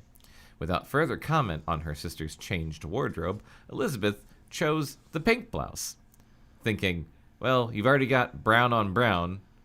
Might as well go with pink and not, beige, like a lighter brown. "Speaking of clothes," she added, "I was wondering if I could borrow your black and white miniskirt tonight." "You can keep it forever," Jessica said airily, throwing it at her. "I'll never need it. Bruce can't stand new wave clothes. What? New wave clothes. He says they look cheap. But don't get me wrong, that skirt would look cute on you with a black bodysuit. Bruce will think you're cheap looking, though, like a cheap hooker." And she's gonna dress like a fucking senator in Yeah. her blazer Yes. and wool skirt. Well, she is going to the country club. She has to dress white. She's gonna dress from the Nancy Pelosi collection, She's gonna dress like Yeah. Bruce's mom. Yeah. Well, yeah. which excites Bruce to no end. Yeah. Oh, baby. "Yeah, thanks," Elizabeth responded dryly. She could only guess at what other changes Bruce would force on her sister. Knowing she was on the brink of saying something about Bruce, she decided to excuse herself from Jessica's room quickly. "Gotta go!" Good on her. "Todd's picking me up soon, so I'd better get dressed. Have a good night tonight. Bye." "Don't worry," Jessica winked suggestively at her sister. Wink. "Bruce and I always do. If you get my meaning. Do you get it? Do you get my meaning?" The light fog rolling in from the Pacific made the visibility on the coast road poor, and Todd almost drove past the Seaside Express, the club where the Joys were playing. The Seaside Express. The club where the Joys were playing. The Seaside Express. Yar, welcome to the Seaside Express. Tonight we have the droids. Whoa, Todd, Winston shouted from the backseat of Todd's Datsun. There's the place. This is it, Todd exclaimed as he pulled into the dirt-covered drive. Is this another roadhouse? Why is this town full of roadhouses? Yeah. Before them stood a low wood shingled building that had definitely seen better days. It's a roadhouse. No more than a dozen cars were parked in the lot. You might call it a house on the road. Yes. There's the sign. Sand Pines, Winston noted. Your eyes must be better than mine, Todd said, shaking his head in disbelief. I don't know how you even saw it. It looks like no one's been near it for decades. He turned to Elizabeth. You sure the droids are playing here? This place looks deserted. Sure. See the sign in the window? This is it. Maybe the fog's keeping people away. Because it's so spooky. Well, everyone knows there's pirates in it. There's pirates. Pirate zombies or There's whatever. ghost pirate zombies in the fog. Maybe not. It's still early, isn't it? Winston's voice had an almost desperate sound to it. If no one else showed up, he knew he'd have to spend the rest of the evening with horrible, horrible Robin. It's not that early, Todd said flatly. I don't know about you, but I wouldn't mind just staying for a few numbers, then heading back to Sweet Valley. I don't like the looks of this place. We can't leave that quickly, Todd, Elizabeth stated firmly. We've got to see their act. Besides, we're here already, and it doesn't look all that bad to me. I don't want to leave, said Robin, looking hopefully at Winston. Todd shrugged. I suppose we'll survive. He reached over and opened the door to Elizabeth's side. Shall we? Like he's going to be all chivalrous, but also a giant pussy. Yeah. Wait, he opened her door before they even got out of the car. Yeah, That's like a whole reached awkward over reach and over. shoved her door open. He reached across, he was like, oops, as he grazed her boobs. All that says to me is like fucking get out. Stop asking questions. On the way up the graveled path to the club's entrance, Todd paused to admire a motorcycle parked off to the side. This Virago's a beaut, don't you think, Liz? What? I don't know what words. I'm sorry. Elizabeth frowned. It's just a pile of metal. I don't think I'll ever understand what you see in these machines. Just wait, Liz. When I get my bike, you'll see how much fun they are. Inside the club's dim lighting helped mask the cheap paneled walls marred by scratches and dents. Oh, Todd no, not took a- scratches and dents. Todd took Elizabeth by the arm protectively. Let's find seats. Because, seats Yeah, are that's a where- very yeah. common feature among live music venues. Yeah. Only a few of the small black tables and chairs were occupied. Looking around, Elizabeth recognized Tony Conover, the droid's new manager, red pants guy. Okay. Seated alone near the back of the room, staring intently at the small stage, where the group was already performing. He seemed to be the only one paying attention. The dance floor was empty. Only a handful of people were listening to the music. The rest were huddled together in a corner, nursing drinks and cigarettes. Oh, no. Talking very loudly. They must be club regulars, Elizabeth thought.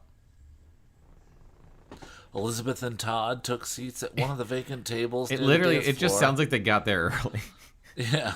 That's just like what the auto bar is when you get there, like right when they open. It's like people are playing music, but no one's paying attention, and there's 5 people like drinking and talking in a corner. Elizabeth and Todd took seats at one of the vacant tables near the dance floor while Winston and Robin checked out the room from the entrance. Winston, realizing this was not the night he was going to meet the girl of his dreams, reluctantly followed his friends to the table, with Robin happily accompanying him. Oh, poor Robin. I know. I'm Team Robin. The group ordered a round of sodas. Scandalous. And Elizabeth took out her notebook to begin jotting down her impressions of the place.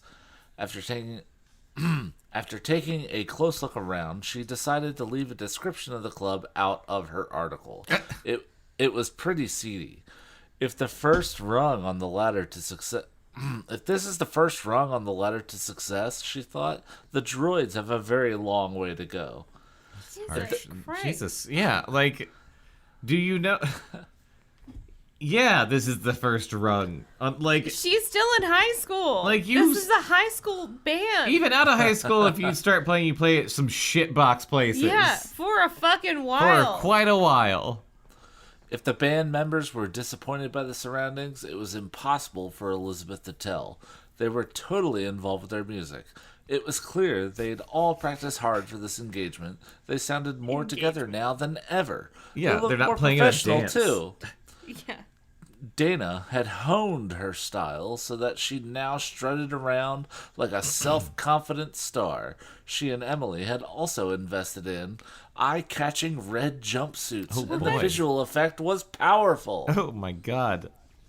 Max, Dan, and Guy had coordinated their outfits and looked like a trio of alluring tough guys. What the fuck does that mean? So the two girls are in red Red jumpsuits. jumpsuits.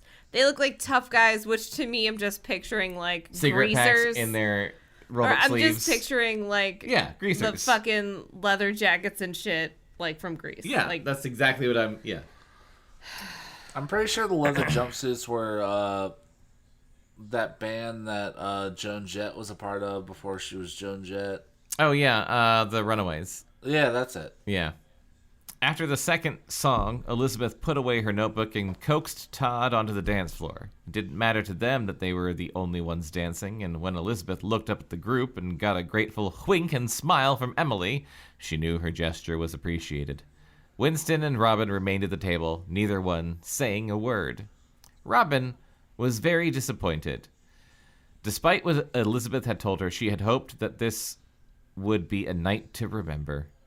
Jessica had taken Robin shopping with her that afternoon, and all Jessica had talked about was how much Winston was looking forward to this date. She'd assured Robin that this was an opportunity not to be wasted. She'd even insisted on taking Robin to the store in the mall that specialized in large sizes and had personally picked the peach tunic top that Robin was wearing. was Torrid a store back then? No. What's a tunic top? It's like a long top. It's a It's long like top. too long. It's pretty unflattering, in my opinion. Like a muumuu? Well, a muumuu is like a nightgown, isn't Okay. it? A tunic top would be like past the hips, like a mid thigh. Oh, okay. It's not okay. flattering, I don't Yeah. think, to anybody. Winston loves this color, Jessica had told her, lying. What the fuck is wrong with her? Winston loves peach. Winston loves peach. I love lamp. Jessica had told her, even though it wasn't very flattering to her figure, Robin had snatched the garment on the spot. From the moment she'd stepped into Todd's car, Robin could tell the night wasn't going to live up to her expectations. Winston had been friendly when he greeted her, but when she had tried to move closer to him on the seat, he had squirmed away uncomfortably. He'd barely spoken to her at all during the 45-minute ride. Oh, God. Jesus Christ. Remember driving that far to do things? Well, that. that's Only the a most young unreal. person. Yeah. That's the most unrealistic thing because it's just when you're that young and you're on Yeah. that long of a car ride, it doesn't matter who's sitting next to you. You're gonna touch them. Well, and also, like, when I find it unrealistic because when I You're was just happy they're there. When I was 16, I don't know if I was allowed to get in a car to go anywhere with anyone else for 45 fucking minutes. Absolutely not. Like, I was allowed to go somewhere 10 minutes away. But yeah, 45 minutes would be but when you're that age, Baltimore. you could hate them on like a deep-seated level. You could just be against everything they stand for. But if you're in a car for 45 minutes, like, you're gonna try something. You're gonna try something? Yeah. Try some shit? I was a teenager once. You were a different kind ago. of teenager than me. I don't know. If I was in the car for 45 minutes when I was 16, I'd probably just be like, I'm a good boy. I'm not gonna do anything. No, and if the very girl naive. just like touches your leg, it's just like, oh well. Now this. If a is girl on. touched my leg when I was 16, I'd be like, I'm in love! Yeah, so you get it. It's she's showing Okay. an interest. Yeah. And it's terrible, but like Yeah. the whole thing is just like what I like about her is that she likes me. Yeah. That scans. He'd barely spoken to her at all, and directing most of his comments to the front seat. Far from the easygoing, talkative person she had encountered at the dance, Winston had appeared preoccupied, not at all interested in being with her. Now, sitting next to her at the table, he seemed even more distant and uncomfortable. Robin began to regret that she'd agreed to come. She kept glancing at her watch, hoping the night would end as soon as possible. She was grateful when Elizabeth and Todd said that they wanted to leave after the first set. So I got the depressing page. Yep. Her torture would soon be over. I'm going to drink whiskey now. I want more whiskey. It's bad for us. You're bad. By the time they got back on the coast highway, the fog had lifted, revealing a clear, star-filled sky. The group was quiet, as the evening had been a disappointment for all of them. Elizabeth passed the time gazing out at the shoreline. She found the scenery hauntingly beautiful. Wait, why was it a disappointment for Elizabeth? I don't know. Maybe we'll find out if you let me read. Why was it a disappointment for Todd? I don't know. Maybe we'll find out. All right, keep going. She found the scenery hauntingly beautiful and thought that someday she'd like to sit by the sea and write a story. About 5 miles from the turnoff for Sweet Valley. Man, I want to write a story here someday. Elizabeth noticed a black Porsche parked along one of the side roads leading to the water. When she realized who it belonged to, she let out a gasp. Not that there was only one black Porsche in the whole world, but the license plate 1 Bruce 1 gave away One Bruce 1. Oh, it The was... first one is to tell you that there's only one Bruce Patman. The second one is to tell you that Bruce Patman always wins. Get it? It's 1 Bruce I 1. thought you were going to say he's number 1. Well, that's I'm- another way of I'm saying with that Bruce Bekah on always this. wins. 1 Bruce 1 means... He's not going to put the... 1 Bruce 1, Homophone and together. I'm number 1. I couldn't have 3 ones. It was Bruce Patman. So much for a night at the country club. Elizabeth didn't want to think about what Bruce and her sister were doing on that dark, deserted path. She wanted to forget she'd seen the car. But Robin wouldn't let her. Hey, isn't that Bruce Patman's car? She cried as they passed the gleaming vehicle. Oh, Robin. I wonder what it's doing down there. He and Jessica were going out tonight, weren't they, Liz? Yes, Robin. They make a really super-looking couple, don't you think? Robin prattled. But everyone in school seems down on them. I wonder why. Some things aren't worth fucking wondering business. about, Winston muttered. Well, I'm really happy for Jessica. She told me she's in love with Bruce. I think that's so romantic. She's so beautiful, and he's gorgeous. They deserve each other, I'd say. I'd say you've said enough, Winston grumbled. Oh, damn. Look, Todd, would you mind taking me home first? I'm done in. What are... Not for What are the nothing. words they saying? Not for nothing, but this has been a long night. I'm done in. I'm done in. Robin sank as deeply into the seat as she could. Me and my big mouth, she berated herself.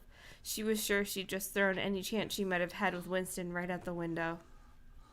Robin. It's almost This like book's fucking depressing. All these books are depressing. Sweet Valley books are always depressing.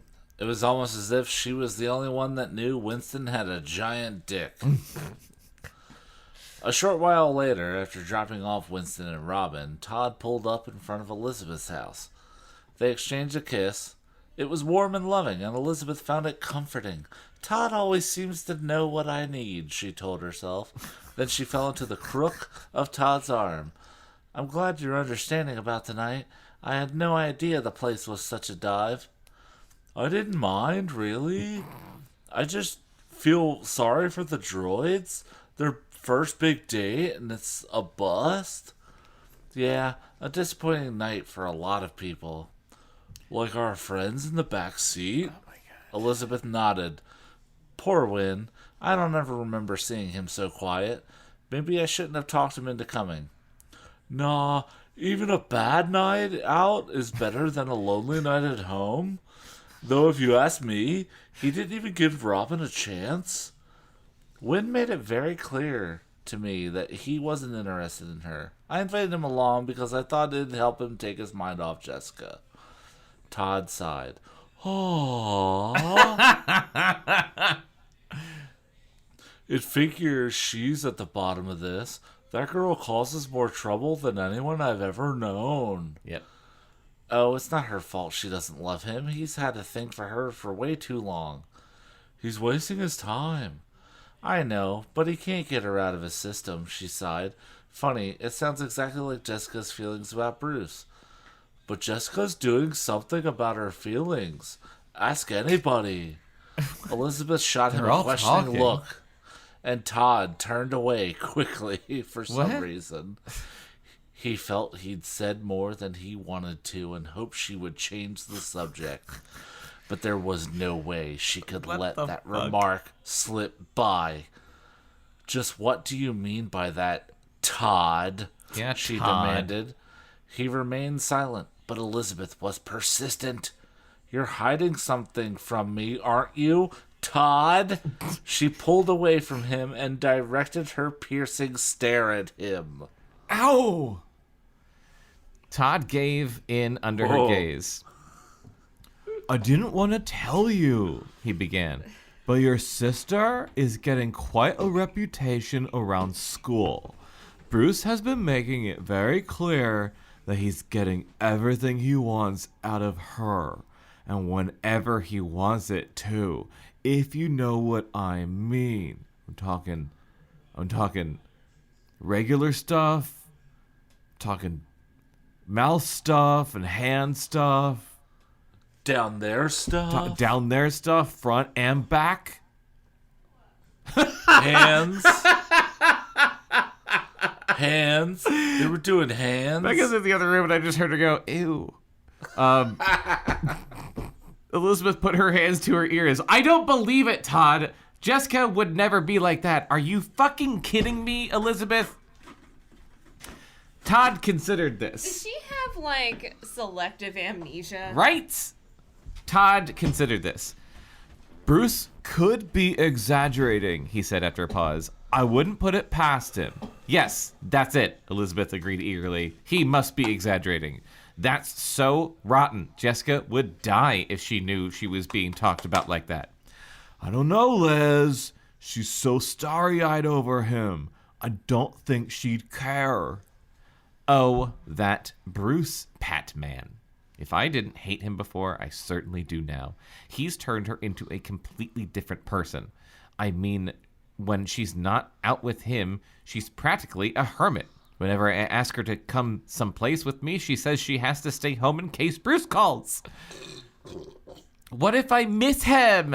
She asked me the other night. Do you believe that? Can you imagine my sister waiting for a boy to call? Yes, I absolutely can. Elizabeth. Not the Jessica I know and hate. Ha-ha, Todd. Elizabeth ignored his last remark.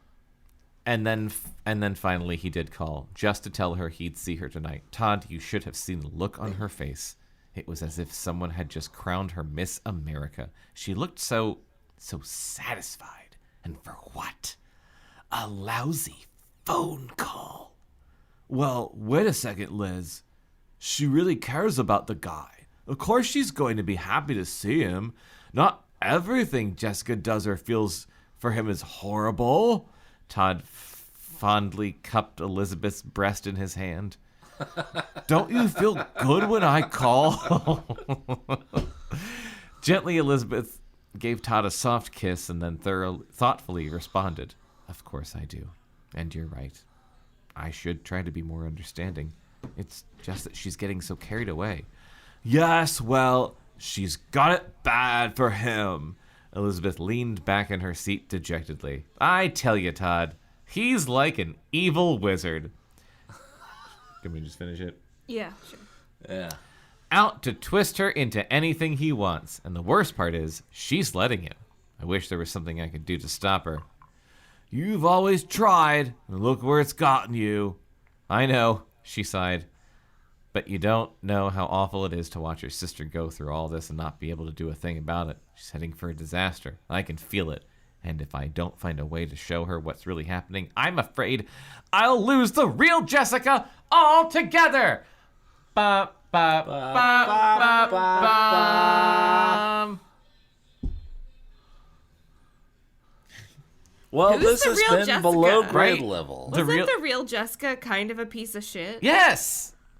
Yes. I mean, obviously you don't want your sister to get hurt, but it's not like a nice girl that's getting turned into a shitty person. It's like a shitty person that's getting a rumor told that she's fucking someone she's almost fucking. Well, it's like a shitty person. It's like, oh, well, she's shitty, but I know the shitty that she is. And now she's, like, shitty, and she's being, like, even a grade higher shittier, like waspy, preppy, like, rich person, snobby shitty. None of us are surprised. She's doing the She exact is still same an thing awful she did person. in early books. I mean, we're only on book 3, but still, it's just like you're doing exactly what we thought you would, Jessica. And yeah, fuck it's just you. like I'm losing the real Jessica, who was a horrible, selfish, manipulative, crazy person. Who lied about rape. Now, Like- this new Jessica, who is that, but also now she's wearing wool. Yeah, it really seems to be like the line. It's like Elizabeth's like, Elizabeth draws the line at wool. yeah. Elizabeth's like, look, I can put up with her, making false allegations against men to police and Including her boyfriend. and lying about things like swapping her identity with me so that I get hurt. Like, I can put up with all that, but I draw the line at being preppy. Which I already assumed Jessica was. Right? I thought they were both preppy, but I guess I guess.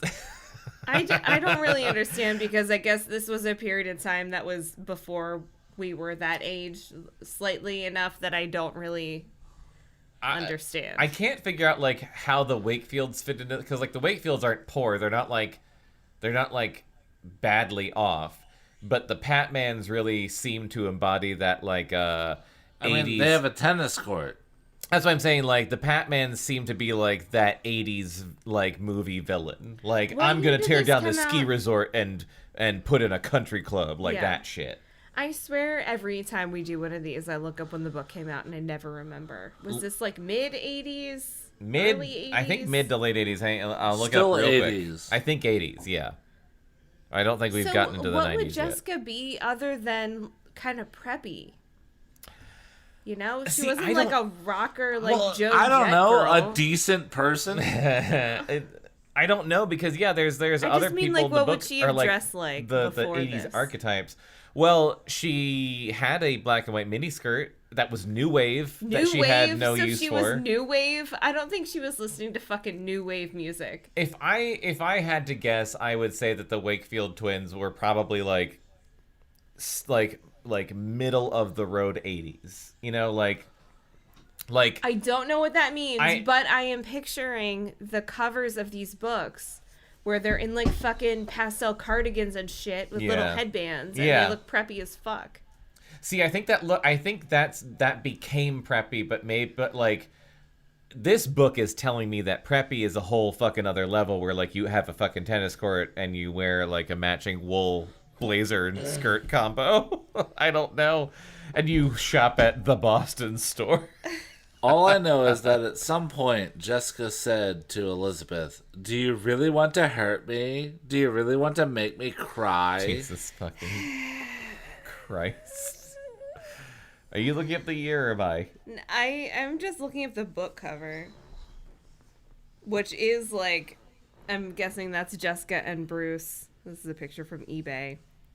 But she's wearing like a little pink polo shirt, and he's got a white button-up shirt with a sweater like draped Yeah, over see, his like shoulders. he's got like the sweater tied around his neck. But like, she's that's... dressed exactly like I would have imagined her to be. Yeah. But see, I feel like if she was that preppy, she would also have a sweater tied around her neck. I think that they're like class-wise, they are just under the Patmans. All right, I'm not talking about class-wise. I'm just trying to figure out what they You're wear just trying to figure out on the a regular style. basis. 80s shit. I forgot there's a book called All Night Long, and the guy on it looks like fucking Freddie Mercury. Oh my god. Oh my god, he does. Oh my god! Wait, who is that? Why does he have a mustache? Is Jessica as grown up as she thinks she is? Of Oh, wait, course this she- says this is number 5. Oh man, we're gonna get there. We are. How can I... Wait, okay. Playing with Fire. Tell me when it was published. Oh, 1983? Wow. That is Damn. way earlier than I thought. Wait, is that right? Probably. Holy fuck, 1983. I thought this shit was late 80s. That's before I was No. born. This book is a year older than I am. Oh, jeez. No wonder it's antiquated. Yeah, and you're old as fuck. I know. At least I know what consent is, right? Yep. All right, so thank you So so on much that for note- listening to Below Grade Level. We are your hosts, Jonathan Eaton, Thank you. Bekah Eaton, Hi. and me, Chris Z. Any questions, comments, or concerns, throw them into the void because we don't have an email or Yes, we anything. do. And we do? It's podcast Do at... we check it, though? It is forwarded to my email. No one ever emails us. If you Yeah, want so to email Fuck us, you, listener. you can email us at podcast@cactusrodeo.com. It's No one's going to podcast remember at that. cactusrodeo.com. They could be writing it down right now. You don't know. My name's Chris Z. Chris could not be more done with this. My name's podcast. Chris Z. I'm 10 tabs in and I'm ready to call it a night. I'm ready to go to bed, and That's fair. I thank you so much for listening. I need a snack. Follow me on all the things that Chris Z isn't funny. You can follow me on all the things at John Brack. You can subscribe to us. Go to cactusrodeo.com. Subscribe to us on Apple, Stitcher, Spotify, all those things. Wherever you get your podcasts. Yeah. Yeah, and listen to The Sketchy Show and watch Pop Sucket Theater. That's it. We love you. Let's find out what happens next time on Sweet Valley High Nightmares. Bye. Bye. Below Grade Level is a Cactus Radio production. You can contact us at podcast@cactusrodeo.com. Subscribe and follow on iTunes, Stitcher, and Spotify, and follow Cactus Rodeo on Facebook, Instagram, and Twitter for more entertainment and updates. Look the same at Sweet Valley, Sweet Valley. Sweet Valley, Sweet Valley, Sweet Valley. Sweet Valley.